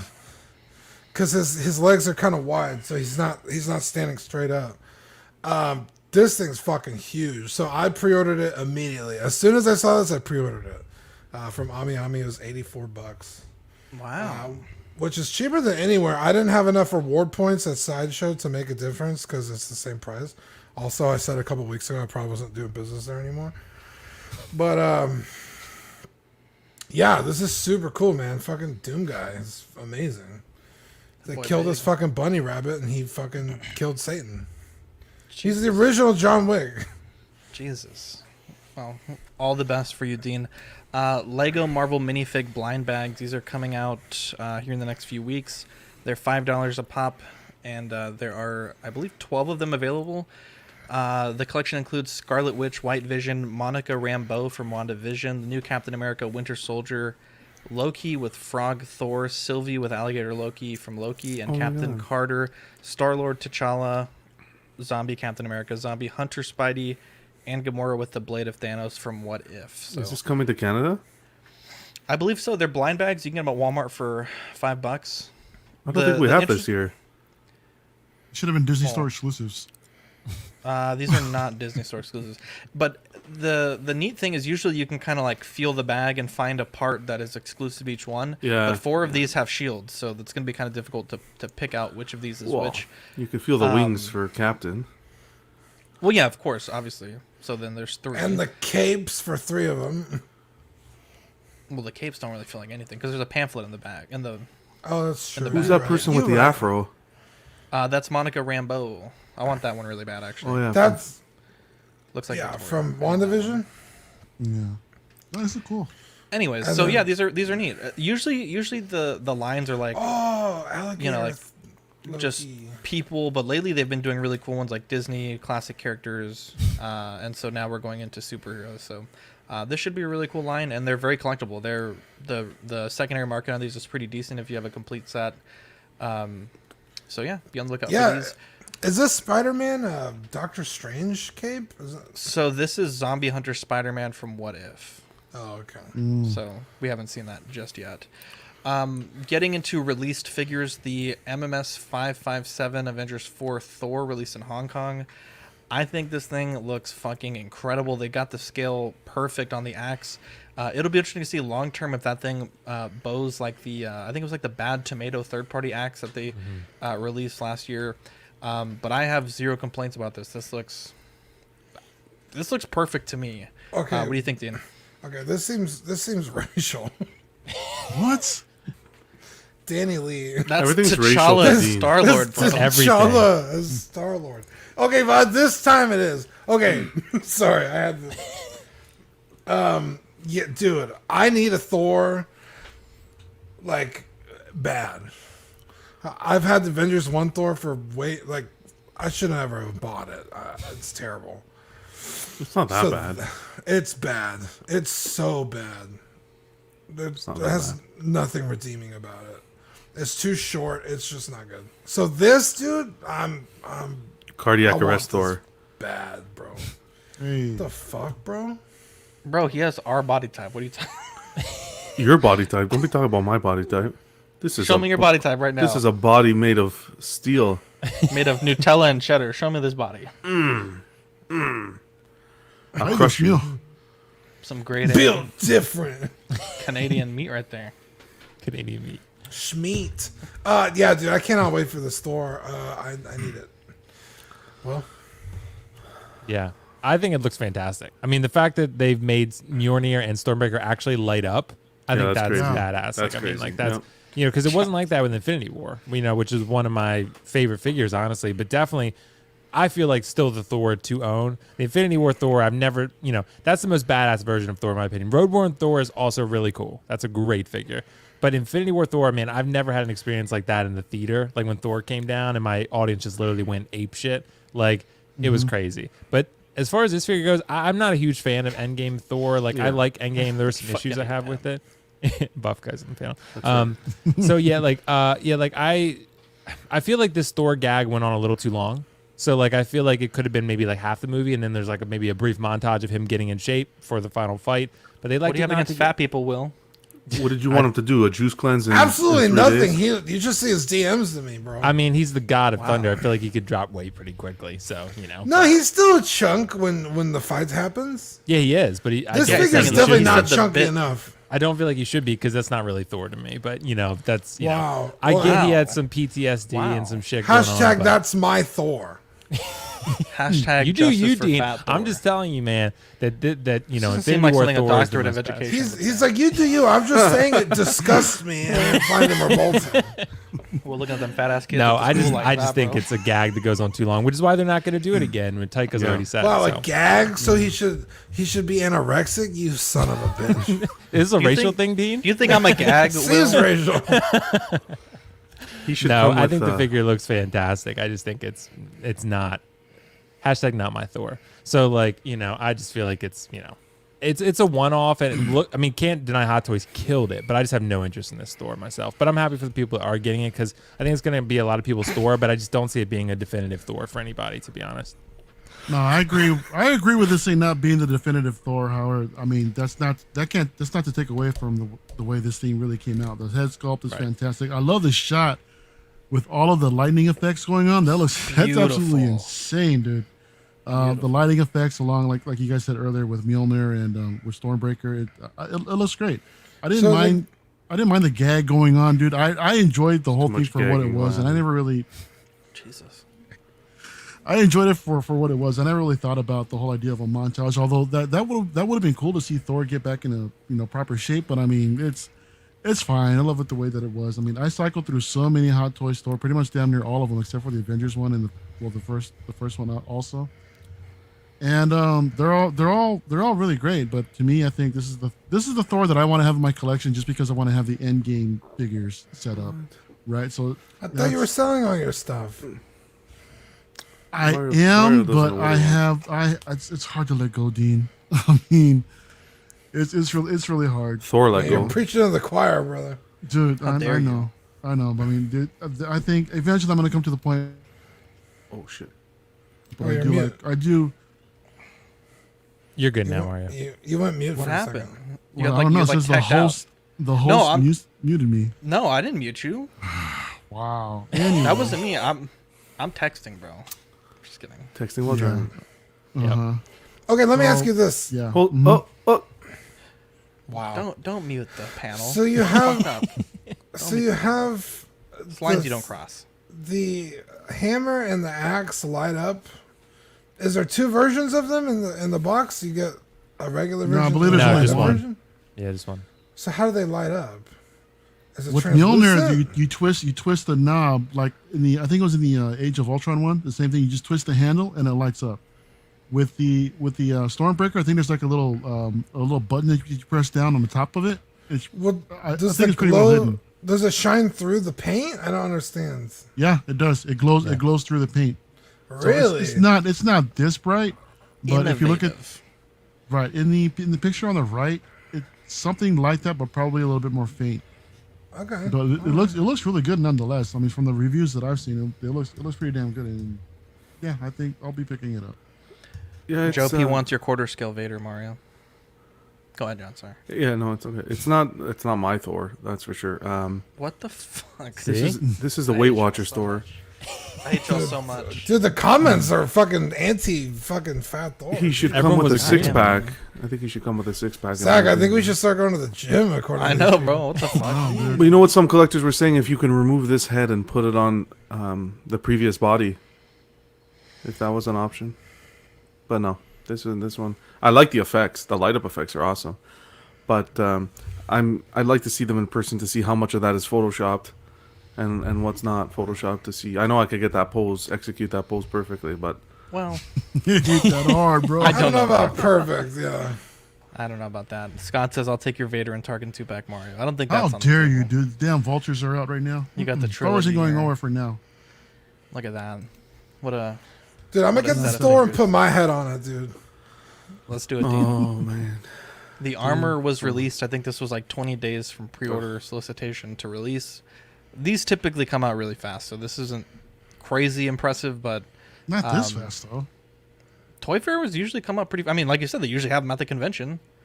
This isn't usually unreasonable. Yeah. You're right there. I will say I didn't notice in the pre-order photos, but in the box there's the chest plate and then one ingot of Beskar. I think they added that from the solicitation of the final. So. I think some of our friends in the community are going to be reviewing this soon, so stay tuned for the reviews on that. And then for imminent arrival by Sideshow, we have Rescue, Ray and Dio, and 501st Battalion. Mario, I think you said you got the 501st Battalion email. So that's it's supposed to be but you haven't even made on... the first. You haven't even made the first payment. So how does that? I've got 3 of them on order. I have 2 of them on Flex, and I've got 1 to pay off in full. So just in case. So yeah, the deluxe that I've got, it's supposed to be charged Thursday, and hopefully I'll get it on Friday. So we'll see what happens. Jesus, what a week! Yeah. What a week! Are any of you guys getting these other than Mario? I'll probably get a Trooper, but fuck no, I'm not spending money on anything sequel trilogy. You're telling me you don't want Ray? You guys already know I have Ray. So yeah, I saw that. She's an incredible figure, honestly. I don't know whether it's the best one or not. I mean, all 3 are really good, to be honest. Force Awakens is still my favorite version of Rey. I don't know if it's my favorite figure of Rey, but I do have it top shelf in my display. So It might be the fact that it comes with BB-8, but honestly, that Rey is really great. I'm not getting Rescue, and I'm not getting the Clone Trooper. But I can say, as long as you like the sequels, Rey should definitely be one you pick up. So I know Dean hates them. We're still brothers. It's cool. But, I just feel like, the Rey figures, just don't bend the arms, obviously. So, phenomenal peg warmer. We'll see, man. We'll see. Joking. According, It's a nice one. it might be a low pre-order figure, so it might end up being one that's pretty popular. Oh, it's going to be for sure. Yeah, John, the Last Jedi Ray was also phenomenal pig warmer, and that figure and it became really pricey. It will. Oh, of course it will. It's getting expensive. Same with Kylo too. Kylo did Even too. if I knew this figure was going to be worth 4 times what I paid for it, I wouldn't spend money on it. Yeah, Last Jedi Kylo got up there pretty good for a while. Yeah, I took it. Yeah, I sold mine for like $280. It's great. Yeah. Dean, let's hear a quick word from our sponsors. Hey, everybody, it's What the Scrapyard, Annie. We want to take a second to thank our friends over at Water Scrapyard. What? What are you laughing at me That was now? a great transition. That was crispy. Anyway, we want to thank our friends over at Water Scrapyard for sponsoring tonight's episode. You can find them on Instagram, Facebook, and eBay under that name. They make 3D printed parts for hard-to-come-by Kenner and Hasbro vehicles, as well as resin printed head sculpts of literally anybody. If you want a head sculpt made of Will, which, why wouldn't you? You probably could get that done. If you wanted one of Zach, it's already been done, so you can order that. If you want How about one Jonathan? John, draw the line somewhere. you could have him 3D printed with a cheddar cheese and Nutella sandwich sticking out of his mouth.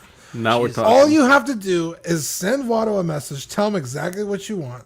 He'll get it designed, printed, and shipped to your door for an insanely reasonable price. Make sure you hit him up. He's amazing. We love you. Awesome. Watto. We also want to thank 16 Corner. 16 Corner's mission is to provide the best figures and collectibles to their customers. They offer great prices, great packaging, fast shipping, and they are the best in the business customer service wise. Choose your figures, pay safely with PayPal, and leave the rest to them. Beautiful. Yeah. Mercari announced this week that they're doing local deals via Uber. This is game changing. Dude, as you for guys know, real. I literally do not leave my house. Like, I have a rule, right? If this shit don't have some extra zeros on the back end, I'm not meeting you, bro. Someone tried to buy a Transformer from me the other day. It was like $15. They want to meet them all the way across town. Absolutely not. But not only that, so Uber's partnering up to deliver local sales for Mercari. I think this could be great even for smaller stores like Steven's Collectibles or Buddy's, right? Steven owns his shop. It's him and his wife. And when they do deliveries, they do deliver sometimes. They work all day at the shop, and then they drop packages off at the end of the day. Imagine the convenience of paying a small fee and having someone locally drop off a package. I mean, this is potentially game changing. For real. Dean, you're a big fan of Mercari. Do you see yourself using this option? Yeah. I mean, I looked into it. A few of the prices are wild though. Sometimes it's $5 to deliver. Sometimes it's 10. I saw it as high as like 25. I was like, what the? Who's setting these fucking prices? Like, they don't even know where I live yet. Like, why are they gonna charge me so high? So I think they need to figure out some kinks. Maybe do like a pricing bracket or something by miles. But I mean, dude, I love Uber eating food, right? Like, I don't have to leave my house. I can just have these motherfuckers bring it to me. I barely even have to get off the couch, you know? Do you tip? That's fucking amazing. Hell yeah, of course. Good man. 5%, but no, just not the 12 5%. Yeah, I know. Yeah, obviously you would tip, but Dean, answer this question, please. What's Mercari? Mercari is like a garage sale app. Think of it like a offer It's up like or eBay plus Craigslist. Yeah, you can buy things locally, but you can also buy things from far away, nationally, internationally. And there's no bidding; it's just a price. You can make offers. If it's not, yeah. So do they ship? Yes, traditionally, yes. Oh, dude, wow. I've gotten sick deals on Mercari. I'm talking like where people. I'm getting stuff like a fraction of the cost it is on eBay. For example, this is Mercari here. So if I wanted this Funko Pop, now this is like a $60 Funko Pop. I could go here. It's $45. I could make an offer, and maybe get it for $40 or $30. And the nice thing is it shows you pretty clearly like what things sell for, so you can sort it by sold, so you can see, just like eBay, you can kind of see what people are paying for things, and you can get some great deals. You get some great deals. Like this set here is like $60 on eBay, 27. Whoa, look at that Gandalf. Is there any insurance? It's like eBay. Now the nice thing about Mercari, the difference is the seller does not get paid until the buyer confirms the item is as described. Oh, wow. Okay. So after it's in your hands. Yeah, I bought a statue the other day of a character, and it was all fucking broken. And like the girl was like, "Are you sure you want this? Like it's broken." I was like, "Yeah." She's like, "Okay," because in the description it says it's broken. You're aware that it's broken. I was like, "Yeah, I think I can fix it." Why were you? Oh, okay. She's like, "Okay, because it's broken." I was like, "Yeah, I know," because the last thing she wants is for me to get it and be like, "Hey, it's broken," and then I don't have to pay her. Now I would have to ship it back. You don't get to keep it just because it's not as described. So it really behooves you as a buyer to be on top of your buying experience. Open it, inspect it, make sure it's and then you approve the sale. If you don't, I think after like 3 days they automatically just pay the person. Yeah. But you don't want to leave them. Closed. Yeah, and you don't want to leave them waiting because they will review you. They do take PayPal, Danny. Yeah, and as a seller, if you sell something, it's not like eBay where they're like, "Oh, okay, well, we're gonna let the buyer keep the thing and take the money from you." It's like, what the fuck? I like Mercari. I've had nothing but good experiences with it. So to have the ability to have this shit Ubered to my house, game changing. I haven't used it. Ian yet. says, "Great until it doesn't get there or is damaged." I mean, that's anything, right? Like, USPS is great until a package gets lost or damaged. That happened eBay. to me. I had a package stolen off my porch. I messaged Mercari. I was like, "Hey, it's not the seller's fault, but I don't have the package. It says it's delivered. I confirmed with the delivery man. He delivered it, but it got stolen, and I got my money back, and the seller got paid. So, I've had no problems with it being fair to both parties. I'm sure there's horror stories, but I like Mercari. I think it's great. Oh man, I'm just tripping out on some of these comments that are in the chat. pube wanting to pay with market. pubes. Yeah, seriously. I didn't know that was a thing, bro. Where's that market, during baby. Manscaped month? Yeah, man. Anyone else have a take on this, or are we good to go on? Yeah, let's go. Alvin says, "What happens if it's lost or damaged during Uber transport?" I don't know. They just started this program, so I'm sure they'll flesh that out. I can't imagine things getting lost or damaged from point A to point B, but you never know. This was kind of a funny thing. It's not really a news thing. This shit is hilarious. I was at Walmart, and every single LeBron James Space Jam was missing its head. And I thought it was super odd, and I thought that can't be a feature, right? Like, I assume it's shipped with the head. Didn't really think that much of it. And I went on one of these Facebook groups, and more people were asking about it. And apparently this is a TikTok trend. People are stealing the heads off of LeBron James figures and putting them on eBay and selling them for like $15,000. Right? It's absolutely ridiculous. I don't understand it. This guy says LeBron James head with limited edition mind condition comes with a bald spot. Comes with a bold spot. A bold spot, I'm sorry. 14,900 with 22 hours remaining. I got to hit my Walmart. I got to go, guys. I hit Walmart today, and Will's got to pay off that PhD. I know, right? There was 5 of them. They all had their heads on. So I guess Canadians are more well behaved. Okay. Yeah, than Americans. Yeah, we don't follow the rules ever. Yeah. So I thought it was so funny that I was like, and there's people on TikTok that have like a dash full of them. It's like a flex. Honestly, dude, buy this figure. It's gonna be worth money because they're all gonna be incomplete. Yeah. This is supposed to be LeBron. Looks more like Chris Rock. Hey, that seems racial. I don't. But who in the right mind? You know what? Given the way that these prices go on eBay with an auction, no, they're not gonna pay that. You're gonna see this thing relisted you're gonna see this thing relisted like in another few days for like freaking $5 or something. Of course. No, Can you just have a little bit of hope, Mario? Jesus Christ. No. You just Wow, believe look. for the sake of the story. Let the meme exist. Zach, look, Ian said you're the one that stole my package. What the fuck? What package is he talking about? The one I said that I got stolen off my porch, he's blaming you for. I guess. Oh, how dare you!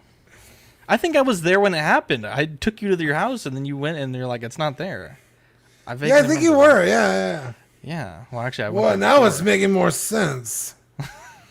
Oh, let's get into our main discussion point. How do you collect? So, Mario had this idea for this segment, and Mario, I'll let you introduce it because I thought it was such a great discussion topic, and we'll just go down the line. Real quick, just a shout out to the Clipper King for back in the day for putting together a topic like this. So the basic gist is there's different types of collectors that are out there, right? You have somebody like me who's like the completist. You have other collectors who are really selective. You have some that are just elitists, want to get like everything of every freaking line. And I was just curious to know, I mean, how do people out there collect? And in my case, I grew up with this stuff, right? So my mentality was always collect them all and stuff like that, or at least try to. And that's how I am with the 375, 3.75 TVC collection. I go for a full set, at least one carded, and I just gotta slap it on the wall. 6 scale, it's Star Wars is my jam. It's always been my jam. I've been lucky enough to be there in the beginning when they first started bringing out these figures, except for the DX2 pack that I need that John is so kindly holding for me. What a guy. Yeah, exactly. So I've gone all in on the Star Wars line. I mean, it wasn't until I don't know, maybe about a year and a half ago when I decided that I just want to go do everything. Before I was just solely original trilogy. But then I was like, screw it. I have like an idea of what I want to do. For the most part, the way I want to display my collection is just kind of like I just want to have like a certain display in mind. That's why I have like some other one-offs that I just want to. They don't go with each other, but I want to have like a section in the collection just to appreciate those different one-offs from IPs. With the Avengers thing, along with the Justice League, I kind of want to have like a display of each of them side by side with each other, so I can just appreciate that whole thing. But it's just the way that Hot Toys is bringing out all these Star Wars figures. I'm not going to be able to really pursue that. So I have to think about long and hard if I really want to just keep one focus. Statues, however, is a different thing. I really want to stick with Star Wars, but there's other pieces that are out there that are so good that are eye appealing, man. I mean, I have to be way more selective, right? And just because of how these things are priced. I'm not gonna lie. After watching Lord of the Rings, I'm over here looking at Prime 1 site, looking at the Balrog, looking at the Legolas. It's oh my gosh, it's so freaking tempting, and seeing other pieces that I can really appreciate. The Batcave, I think somebody was asking me about to follow them to pick up the Prime 1/3 Batcave Bruce Wayne figure or statue, deluxe. That's another absolutely amazing piece. But my tendencies for an IP that I love, I'm the completist. I'm the crazy guy that can do that right now in my life, and I'm lucky enough that I'm in a situation that I can do that. But yeah, I'm curious to know about everybody else. Start with Zach. I mean, how do your collecting habits? Check your mic, Zach. Zach, you're muted, by the way. Sorry about that. I was this amateur hour. Jeez, Ox Daddy right there. Sorry, let me get to these comments real quick. OG says, I collect like a crackhead. I'll spend my last dime to get my fix, and it's never enough. I always want more. Brenton says, definitely gone through different phases as a collector. Alvin says, I usually collect whatever looks good. However, I can't help but noticing I always end up buying the same brands and lines. Sean Yuzu says, let the budget and space be your limiting factor, not IP, or else you might get too stressed out if something comes up that doesn't fit your main focus.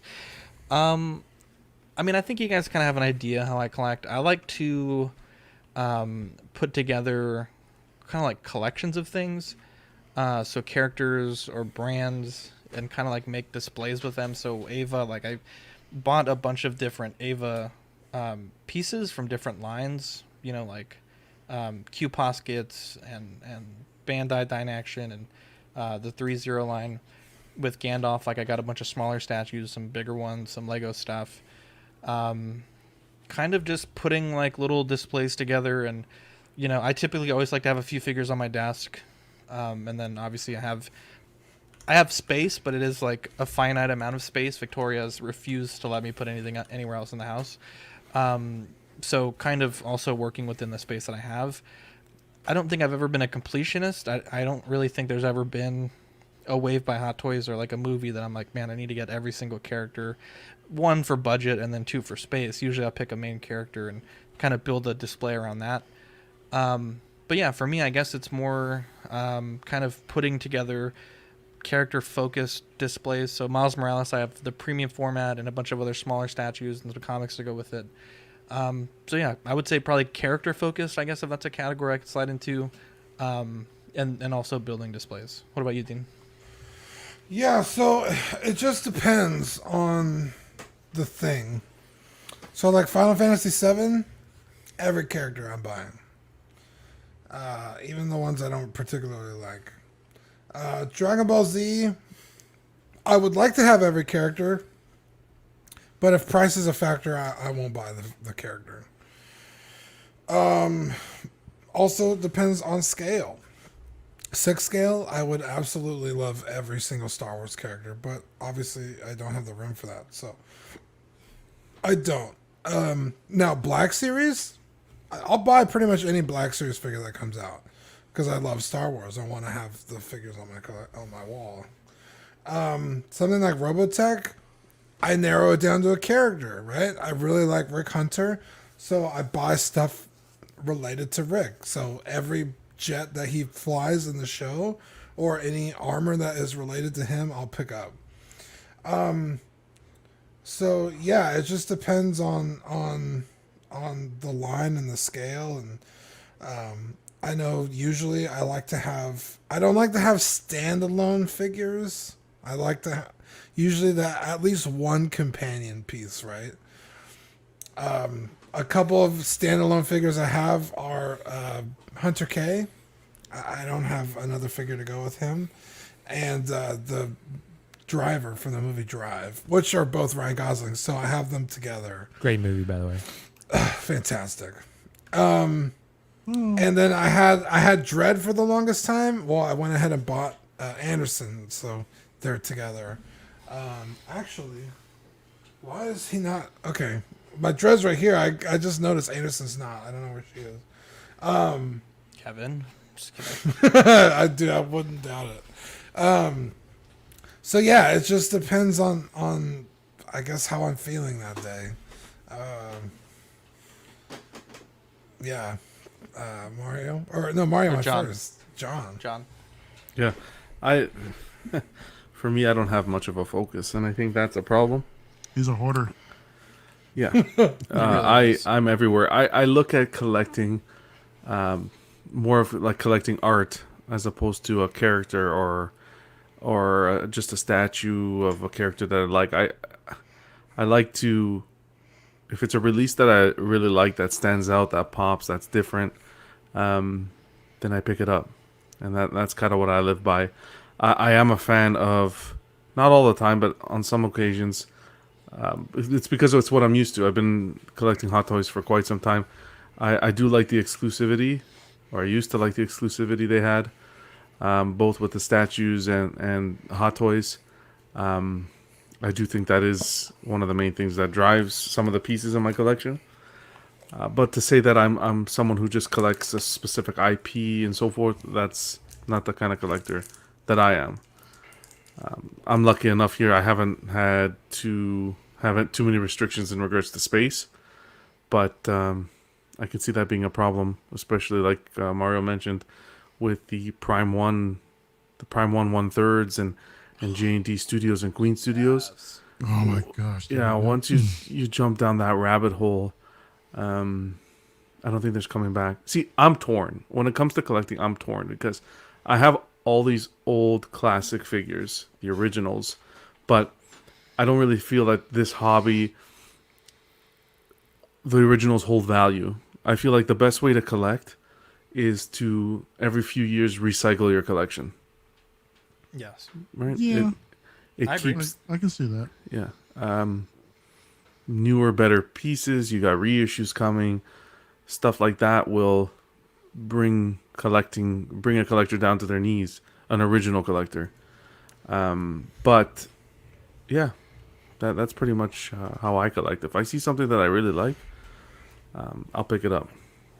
And it's been a while. I haven't seen anything really that I said, "Wow, I must have it." Not the besides we're gonna Gandalf get with there. Balrog? Besides that, but like I said, I haven't jumped into that scale yet. That's a commitment. I feel like once I jump into that scale, then I can see myself starting to sell some pieces to move into the more museum high quality statues. You've never sold anything, John. Nothing. That amazes me, dude. For as Like long I as said, you've been collecting, and how large your collection is. Yeah, 2008, 2008. wild. I haven't sold anything. The only like I said it once, I sold one figure. It was the Hot Toys Hellboy, and that's because he came to me damaged, so I just let him go. But other than that, I haven't sold a thing. And that's it. That's me, my collection. How about yourself, Will? Yeah, I'm actually like, I feel like the opposite to Mario. Like Mario is like a completionist. He likes the line. I'm the exact opposite. Like for me, I'm fine. Yeah, I'm fine to complete a line if it makes sense for me. Like basically, like I'm all about the emotional connection to the character and to the story. Like if I'm gonna get something, I gotta have a huge emotional connection to it. Like a fond memory of experiencing the character for the first time, maybe watching it with my family, or just a love for the content itself. I also tend to be attracted to quality.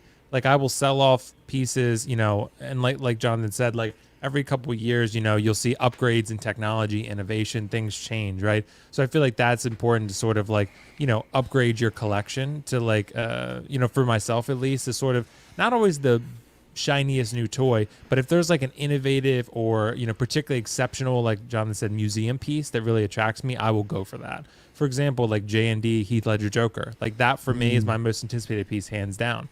Like I mean, that's to me the best acting performance I've ever seen. I have such a connection to that character. I saw it in the theaters like 4 or 5 times. Like I mean, that film made me like a fan of that genre. I mean, to be honest, like I had seen films before, but I never had connected with one as much as I did The Dark Knight. Like, and that one just like a Heath Ledger, I'll buy like almost everything Heath Ledger. Like, I mean, like if Hot Toys does another one, I'll get it. I'm getting the Queen 1/4. I have the Queen 1/3 PlayStation Joker. I'm getting the J&D Joker. So like, I'm not getting the police Joker of him. The Queen Studio is going to release. I'm not getting that one. Mm-hmm. But what do you think about the Infinity Studios bus that they showed over? I didn't really like it very much. It's okay, but for 4K, I feel like that's a lot. I mean, that's a lot of money. It better be damn perfect. Yeah. Like, I mean, like I think the J&D is better, and it's half the price. So I mean, so I mean, it's just I mean, it's 1/3 scale versus 1:1, but I'm not a huge fan of busts, to be honest. I don't really get them a lot,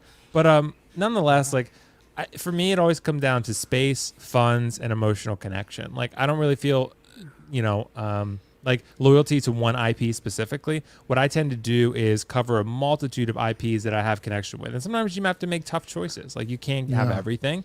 We all, as collectors, we want to, but it's just not practical. It's not realistic. So. Like I try to just really focus and hone my collection to what I truly love, instead of saying I'm only going to collect Star Wars, I'm only going to collect Marvel, because I love Star Wars and Marvel. I love DC. I love it. I love Terminator. I love Lord of the Rings. Like I mean, like there are a lot of IPs that I love. So some more than others, and I tend to go for character over anything. And I'll display multiple scales together. Like I'll display like a 1/2 and a 1/4 and a 1/3. Like it doesn't really bother me as long as it has presence. I'm down. So and in my display I have all the Hot Toys in separate. Like I have Marvel and Star Wars in separate areas. And but yeah, I'm for me, I don't feel the need to complete a line. I won't buy characters I don't love. And if I do, then what happens almost every time, and I've learned my lesson, is that I'll sell it, because like I'll look at it and I'll be like, do I really need that figure? And I sell it and I don't miss it. So that's part of my thing too. I'm really trying to refine my collection and make it as streamlined and just like save funds at the same time getting the most high-end pieces that's within my means to make my collection as personally rewarding and self-fulfilling as possible. Just a quick question for Zach, in regards to the collecting. Does your daughter show any interest in your collection? Yeah, I mean it's obviously been there ever since she was born, so it's she understands like things she can do in the collection room and thinks she can't. Mm-hmm. She like organizes her stuff in her room, like a collection. Like she'll put all her dolls like in her little cabinet. She loves it. I mean, I usually try to include her in everything I do. So we've been reading The Hobbit lately. So she like is a super huge fan of all the Gandalf stuff. Because that's her favorite character in The Hobbit. Awesome, yeah. And yeah, I mean, like she likes Bumblebee, like I like Bumblebee, and loves Darth Vader. So I always try to include her, as if they were hers, because I mean, eventually they all will be. But yeah, I mean, she loves it, and she definitely has all of the coolest toys to bring to show and tell. I'll tell you that much. Let me get through some of these comments. Nicolo says, I tend to only buy figures for characters I genuinely love and feel a connection with. I can't just get everything. I narrow it down to specific characters, try to minimize to one per character. Scott says, my focus has always been my favorite characters, but after so many years of doing that, I started branching out to different IPs that had a favorite character or a favorite movie.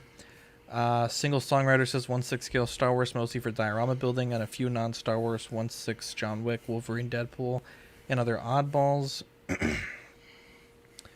Sean Usby said, I'm in the bulking phase. Module case will almost done. Then I'll see it all on display. I'll be in the cut phase. We also had some comments from Ox. Eric Ruiz says 1/6 is my jam. Star Wars dioramas take precedence, followed by figures from the movies I enjoyed the most growing up. I'm still waiting on my Teenage Mutant Ninja Turtle 1990 Wii figures in 1/6 scale and Nacho Libre. Joe P says Star Wars is my number one, and I collect different lines and scales. Black Series mostly all in. Hot Toys pick and choose because I'm not rich, and the TVC pick and choose. I also pick up random stuff from movies and TV shows that I love through the years. NECA Jaws, NECA quarter scale, 90s Ninja Turtles, Back to the Future stuff, Marvel Hot Toys and Marvel Legends, MCU only, NBA stuff and Funko every once in a while. Ricardo says my method of collecting is different. 1 week I like one thing, then one week another. Plus, if I see something I think it's cool, I'll pick it up. My collection is all over the place. I will buy a certain character in different scales if it's my favorite, but what you love, and what you buy, you buy. It's hard to focus on just one toy line or series because it gets boring quick. Lots of great comments there. Yeah, appreciate you guys' input on all that, and I think it's great to hear how other people collect because it's just good to get a perspective on that kind of thing. The trailer for Ghostbusters Afterlife dropped, I think, yesterday or today. And we watched it before the show. Real quick reactions. I thought it was great. Mario mentioned it reminded him of TFA, and I got the exact same feeling. I don't know if it's going to be a good movie based on the trailer, but gave me some nostalgia. What do you guys think? Yeah, it looks okay. I don't know. Obviously, this is aimed towards kids. So I don't know how much I'll enjoy it. That being said, I mean, I love Stranger Things, and that's kind of kid aimed too. So, yeah, I guess we'll just see how it turns out. I guess I'm just a little skeptical just because of the last Ghostbusters movie. That I don't want to get hurt again. But yeah, it looks cool. And there's like a little teaser at the end too, which is nice. So yeah, it looks pretty cool. Whoa. Yeah. I mean, like I mentioned before, it just gives me the whole Force Awakens vibes all over again. I mean, nothing but nostalgia. I feel like the old ones had their time and just let them be. I really don't want to see any more after this. I mean, granted, I'm hoping the movie will be great. That it could change my mind, but I don't have my hopes up. But we'll see what happens. Yeah, I'm excited to see it. I still have to watch the originals. What? God damn it, John. Really, John? What the fuck? Yeah. Every time with these people. I've only seen the first one, John, so I haven't seen the first one. But well, that's fine. So we'll get to it later in the show. The trailer looks awesome. I'm excited to see it. I'll give you a little bit more info later on in the show. Will? Yeah, I've seen the first one, and I saw the travesty that was the most recent one. That excuse for a film, I'm sorry. Like, I love the actresses involved. I'm not the biggest fan of Melissa McCarthy, to be honest. She's okay. but like, Kristen Wiig and the rest of them are all really funny. Like I like them, and just that movie was just bad. It's funny, I haven't even got a chance to watch this trailer yet. Like I was so busy at work today, like I didn't even get a chance. I saw it drop down and people were talking about it. Ghostbusters is not an IP that I'm particularly like again, super connected to. I've only seen the first one and the remake or the reboot. So I'm excited to see what this one does because it has Paul Rudd and Finn Wolfhard and some other good actors, but it's not one that I'm like dying to watch the trailer. But I'm excited for people. I'm still going to go see it in theaters, but I'll probably watch the trailer like tonight or tomorrow, to be honest. But I think there's a lot of excitement surrounding the film. I will say that from what I noticed. Compared to the other one, where even with the trailers, people were not happy with that one. Yeah. Okay, well, I'll mention it now since we're here. I was flipping through the channel the other day on the weekend, and the first Ghostbusters was on, but I couldn't watch it because I was going out. I watched like 10 minutes of it, and it was like the storyline was good, like the action was good. So, for this week's movie of the week, I am choosing Ghostbusters, the first one. Wow. Where can we stream this at, John? It's on Netflix. Okay. In the U.S. as well? Probably not. Probably not. Let's Need a blow through VPN. the DBZ stuff. I know we'll also leave here in a minute. Return of the King. I want to get Will's take on this movie. Let me just read a brief synopsis, and then we can get Will on his way. The former Fellowship members prepare for the final battle while Frodo and Sam approach Mount Doom to destroy the One Ring. They follow Gollum, unaware of the path he is leading them to. Will, kick us off. Dude, this film, Zach, is incredible. Like I watched this trilogy again recently, and I think I can't remember if I watched the extended edition or the regular. I mean, it's long either way, so it's a super long film. But honestly, I do feel like, and I've said this before, I do feel like Return of the King and Two Towers are actually a little bit of a step above Fellowship. Like I do feel like Fellowship is great, and I think I think it varies because you can't go wrong. All three are fantastic films. I mean, it's not like I'm saying any of them are bad. I just feel like Return of the King and Two Towers reached heights that Fellowship does not. But I do really love it. That's not to say with Fellowship there are some great things like the Balrog scene and the Mines of Moria just in general is incredible. But Return of the King, man, it's just such a satisfying conclusion, albeit one with like multiple endings. So, so that's one complaint that you hear a lot with this film. Like it ends like 4 times. And I totally understand that.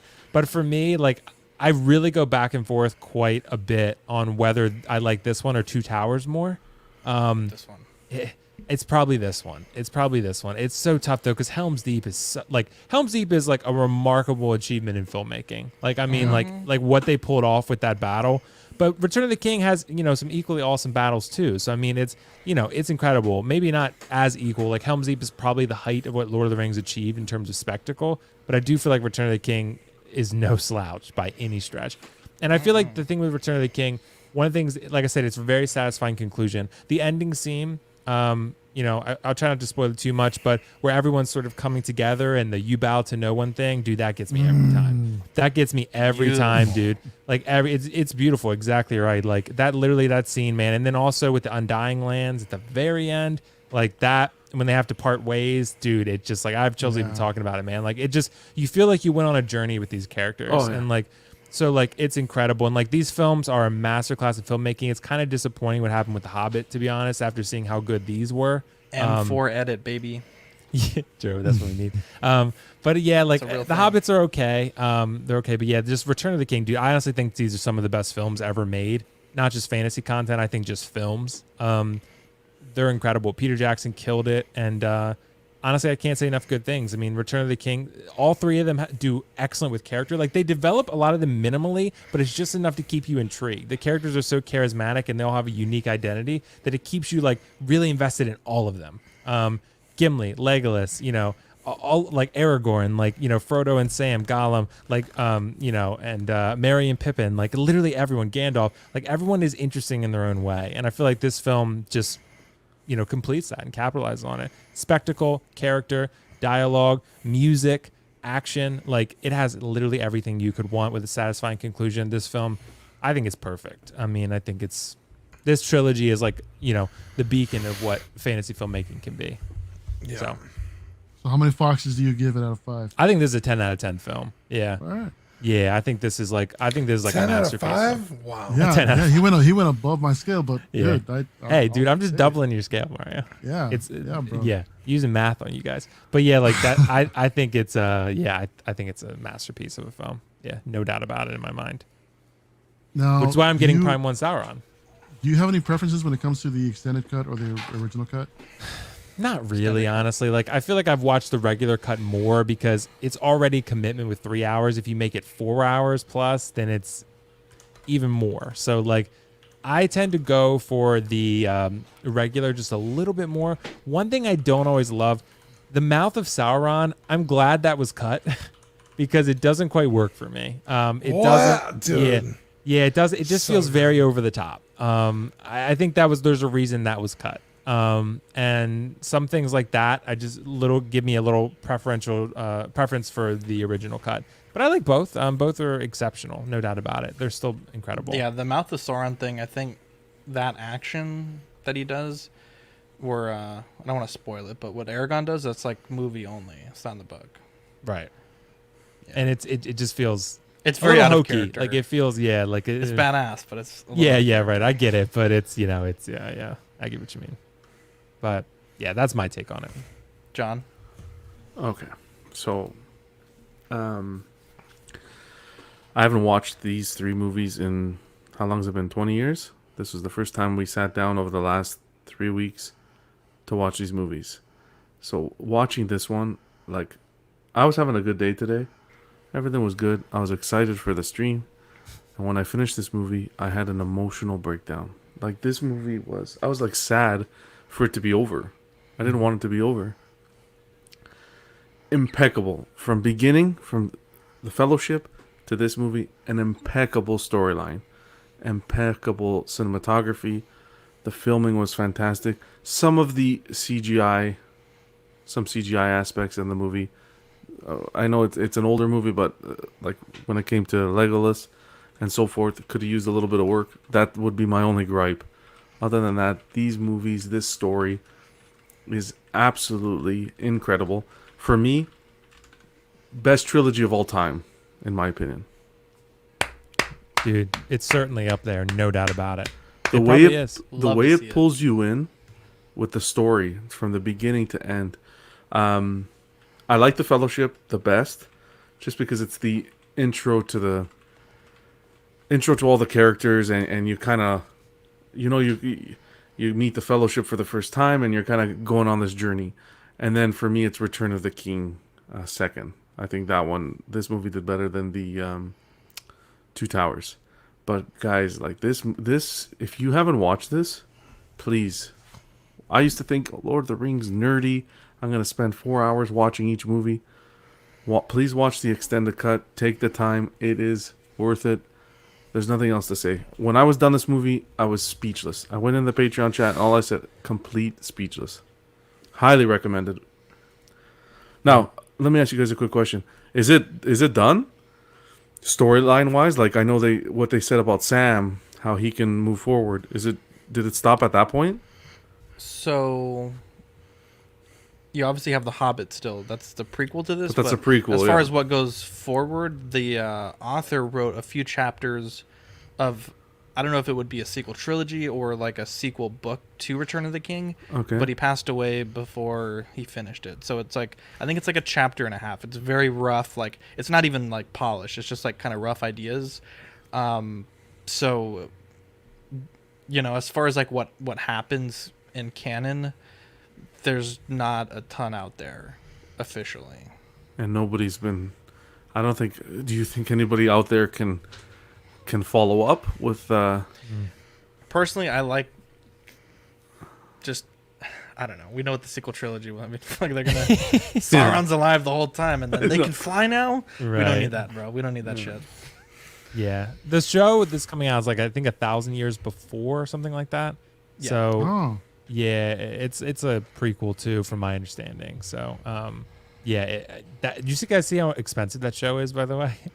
It's like $500 million or something to make the first season. Yeah. Jesus. It's well, if insane. anybody can afford it. I mean, So Amazon, business. yeah, it's gonna make it kill. Well, but even in these movies, something like a lot of people don't think about is just all the the way they got the acting done, even the horses, all those horses, to train the horses to do all the movements and so forth. It just a work of art. That's all I want to say. I don't want to say anything else. It's just a work of art. Yeah, dude, the Battle of Minas Tirith is such a epic battle. I mean, say what you will about Helm's Deep, and it is good. Dude, Minas Tirith, though, when the elephants show up, bro, fucking insane. It is a really cool thing where it's like the music swells and they're charging at these elephants, and then right as they connect, the music cuts and you just hear chaos and fucking people dying and horses flying, and it's just so incredible. I think this, I mean, watching it again, you don't have any of the terrible ant stuff. Not terrible, but it's very slow. It's very slow. It really cuts into the pacing of the Two Towers. Although you do get Pippin and a fucking guy, the steward, which is not good. Denethor? Fuck that guy. Yeah, Denethor's a piece of shit. But yeah, this movie, dude, I haven't watched it in a few years. Wow. Just wow. You bow to no one. I started choking up. I was like, holy shit, that's like, That was way before that. and then the scene where everyone's saying bye, right, to the Bilbo, and then the look on everyone's faces when they realize that Frodo is also going. Oh my god, dude! Like, I just fucking hit me. I was like, huh? Like, oh my god. Oh my god, dude! It's I gotta say what Will said. I can't say enough good things about this movie. This trilogy, to me, I mean, obviously it is a trilogy. Even in the books, it is a trilogy, but it's one story. You know, in Star Wars, you have 3 movies that take place at 3 different times. It's the same characters, but it's like a year or 2 later, or you know, you need time to catch up to them to complete the story, to complete the saga. In Lord of the Rings, dude, it's basically just one long story happening. You know, and now in the books, it's the time is very different. In the movies, I think from the time Frodo leaves the Shire to the end of the movie, it's or when they just get to Mount. It's 1 year. It's a year and like a month or something. But in the books, it's very different, right? Didn't Mark say how long it was? Well, I think the journey, like once he started, still only took a year, but it took him like 18 years to start the journey. Yeah. Which is pretty crazy. Yeah, I'm in the middle of chapter 3 right now, and they just left the Shire, and it's been like 3 hours. The book is very wordy, and they cover a lot of shit that is just like, why are we? It gets better once you get past Tom Bombadil. It gets all right. Tom Oh Bombadil. no, I'm enjoying the shit out of it, but it's like, dude, they're talking about like the will and the family, and no, trust me. Once you get to Tom Bombadil, you will not enjoy it. It's like universal dislike. It's like I think Mark said it best. It's like Jar Jar Binks before Jar Jar Binks. Oh wow, it's like that. So yeah. Anyway, I wouldn't say it's the best trilogy ever, but it's not the best trilogy ever. So what would you say is a better trilogy? I think the original Star Wars movies are a better trilogy. But that being said, those, because like to me, this is one long story. It just happened to be split up in 3. Star Wars really needed, time, and it's 3 separate stories over one long arc. It's a saga, whereas Lord of the Rings is one story just cut up in 3 parts. So That's the only. I mean, I know it is a trilogy, but I don't consider it a trilogy. That's just my own thing. But wait, yeah, what the fuck did you just say? You said Lord of the Rings is one story divided into 3, and then Star Wars is what? Well, it's 3 separate stories over with an 9 overarching movies or 3 movies. Well, I'm talking about the original trilogy. Isn't it one story? Yeah, but there's time in between them that we're not there. When it originally came out, Zach, this was just the one story was just a trilogy. Well, no. Yeah, Star Wars was supposed to be a one-shot movie. Yeah, I know that. But and what even I'm saying even is, in Empire, I don't think they know what the fuck they're doing. Fucking no. made out all the time. So. Yeah, but what I'm saying is, there's times where we're not with the characters and shit happens, right? Where between episodes 4 and 5 is what, a couple years, and then between 6 and 7 or 5 and 6. 5 and 6 is again they're looking for Han for months. Yeah, it's not. But very I'm just long saying, there's shit happening in the time we're not in the movies. Whereas Lord of the Rings, it's one long story. It's not like when we start Two Towers, it's like, oh, it's been 8 years and Frodo's still lost in the fucking mountains. You know what I mean? So I'll give you that's a good explanation. I didn't understand it the way you said it first, but I give you that. Give you one of these. Give you some finger guns. Yeah. But again, like, I do understand it is a trilogy, like, by definition. But that's why I still lean Star Wars. But I mean, again, that's not taking anything away from these movies or the books, because obviously they're fantastic. We're still talking about them today. These fucking movies alone are fucking 20 years old, you know? Fantastic. Mario? Yes. You wonder? Oh, amazing. Yes. Sorry. It's like Lamp. Like we interrupted him. Yes. Lane No, says, I mean. Can you read that, Mario, for me? Tolkien wrote LOTR books to be long. Nah, I'm sorry. My eyes are. Tolkien wrote the Lord of the Rings books to be one long story.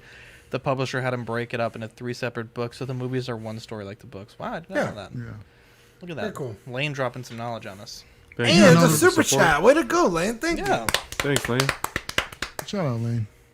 Yo, I'm sorry. I'm just getting a little sleepy here. You're yeah, good. this movie is it's an amazing epic, dude. I mean, there were a few times, and I mentioned it in our chat, to where I felt like there was a little bit of useless dialogue going on. How dare you? That didn't need to be done. I mean, well, granted, this is the extended cut. I honestly don't remember whether or not if some of this stuff was actually featured in the original cut, as far as how I feel about it. So I'm one of those guys that'll watch the extended cut only, dude, because I really appreciate, what they done in that freaking 4.5 hour movie. But yeah, this is, but it's so worth it, man. I mean, it's so freaking good. The whole story in general, from the very start to the end, it's an epic tale, from the hero's journey and everything else in between. It's just absolutely amazing. I'm at a loss for words right now, to be honest. I really can't get the words out to express on how much I really, really enjoy these movies. Although I'm with Dean with the fact that the original trilogy will always have, for Star Wars original trilogy will always have my heart. Although this is a very close, I want to say maybe top 5 trilogies, definitely. Top 5. Top 5, yeah. What other trilogies are there? Back to the Future. That's a serious question. I'm like thinking Alien. The Godfather. The Godfather. Godfather 3 sucks though, dude. It didn't. No. It wasn't. I went back and watched it a couple times recently. Wait, which one did you not rewatch? as bad. The was it both the Capo? Both of them. Bofa? Yeah, How was both the of them. Capo, by the way? Do you like it? I haven't seen it yet. There were some bits that I didn't really care for. I mean, the ending was kind of, I didn't like the ending. But Indiana Jones. Oh, that's is a another good one. That, Back to the you're not Future. fucking wrong. Back to the Future is a good one too. So, I watched the whole Back to the Future trilogy in one day. Fucking they're brilliant, great, dude. For years we had never seen them, and it was maybe 2014, 15. Netflix just had put them on Netflix, and me and Victoria were off on a Sunday. We binged all 3 of them back to back. It was fantastic. The third one's a little iffy. Nah, the third one's fantastic, bro. Don't go there, bro. But no, I mean, yeah, no, I loved it. I'm just bummed that I really didn't take the time to watch the first two and only just sat down and watched, for at least for our watching, to watch Return of the King. And, dude, same. I didn't watch Fellowship, and it bummed me out finishing this. Like, fuck, I didn't. Yeah, because yeah, they're exactly. so good. 2 and 3 are so good. And like what Will was saying earlier about the ending when Aragorn is being crowned king, that was just so emotional, dude. And that one part where they face the hobbits and all the hobbits kneel to him, and he just turns on and tells my friends, "You bow to no one," and the entire kingdom just kneels before the hobbits. Is just, oh, dude, it gets me all the time, man. I freaking love it. I didn't realize how little interaction Legolas has with Frodo. No, that Arwen has with Aragorn. Mm-hmm. She's a busy gone man. most of the movie. It isn't until the end when he's being crowned that they're like, "Oh, guess who's back?" It's like, oh. No, but they're together Yeah, but spiritually. she's I dying know, but like the whole time, and he's got shit to do. He's got battles to win, and fucking he's got no time look, for I'm tapping not saying that ass, you're wrong. bro. I get it, but like in Better my man than me. mind, I I'll be guess there in with my that Narsil. mind. Are you done? Yes, I'm sorry. In my mind, I've romanticized them, right? They're like amazing together. That like I was like, wait, when is she? Like, where is she? Because Eowyn is trying to come in on Aragorn. Dude, and she he is has so to- thirsty. right, dude? Not only is she so thirsty, and then Aragorn's like, "Can you leave me alone? Because I'm not gonna give you what you want." Then she lashes on to Mary, and then when he fucking disappears in the battle, and she never ever She's like, sees him again. Faramir. Yeah, it's like, what the fuck? Like, is Man on that fire. fast? Dude. Thirsty, dude. She should have just died there with These the father. hoes ain't loyal, dude. There's a few confusing cuts during the battle when she kills The Witch King of Angmar. the Witch King. And then, like, next thing you know, she's, like, crawling on the floor, like, trying to get away from that guy. And then, like, the thing with Mary, he helps her with the Witch King, and then next time you see him, he's under a guy. I was like, what the fuck? Wait, that You know what? Witch King? Sorry, go ahead, Mario. No, another thing too that kind of, well, I don't want to say it pissed me off, but just kind of left me scratching my head. There's a scene where in the battle for the White City, Gandalf is running off with Mary to go stop the burning of Faramir, and then he stopped by the Nazgul, By the Witch King, yes. by the Witch King, and they show nothing but other than Gandalf's staff being broken, and that's it. And then they go off camera. A few other scenes happen, and then when we get back, to the room where they're gonna burn everybody alive, next thing you know, Gandalf just comes in barging through the door. I don't remember that we saw any conclusion with Gandalf and the Witch King. Like what? No, what the Witch hell King happened? left he was afterwards. gonna kill him, but then I think it was the rider showed up and blew the horn. Yeah. And so he had to go back to the battle. Yeah, he was like, yo, I what don't the remember hell's seeing that? that. It's like, oh. Yeah, that happened. Yeah, he breaks his All staff, and then it's Yeah. like, and Yeah, then, he like, you lights see the riders- sword. Yeah, coming over the horizon. Actually, Weta announced last year they're releasing in November 2 vinyl statues, one of Gandalf the White and one of the Witch King, and it's sort of like a what if statue. It's 2 separate pieces, but what if they actually did fight? Dude, they're fucking amazing. They're like $120 each, but the sculpting is like. Weta's Lord of the Ring line is unbelievable. I want a Witch King figure so bad. Here, I'll pull it up real quick. While I'm pulling that up, be sure to check out the Ringcast episode 1. It's on our YouTube channel. Yes. Mark put in a ton of work to get that going, and it's a fun little chat. We're going to for episode 2. Born So there's trilogy. there's the Gandalf there. Who said the Mighty cool. Ducks? Really, Joe? I actually want to say a big thank you to Mark because I don't think if it wasn't for Mark, I don't think I would have ever watched Lord of the Rings. Wow, What an angel. not me for picking it as movie of the week, but okay. No, I'm just kidding. But yeah, Mark's show is great. This is the Witch King statue. Hell yeah. And what size are these? This is Baby size. Oh, they're 7.68 by small. 12.21 by 7. They're like 1/7 scale. That's no good. They're really nice. So, anyways, yeah, Mark's show, it debuted over the weekend. It was a great show. We have some ideas for the next show. We're doing listener questions. So Dean's been shooting me some great questions. Mark is going to answer all those on episode 2. We also have a giveaway planned, and we may be working with the editor who edited the M4 Hobbit trilogy to have him on as well. So it should be. Oh wow! It should be a great show. We also have some giveaways planned. I'm not sure how Mark wants to do those, but we picked up, thanks to Steven Percha, the 4K digital code for the trilogy. And then we may have a professionally produced M4 disc set that we might give away as well. So stay tuned for that. It should be real cool for episode 2. Am I eligible for the giveaway? That'll be a Mark question. All right, get at me, Mark. Dean, let's say thank you to the Patreonies, please.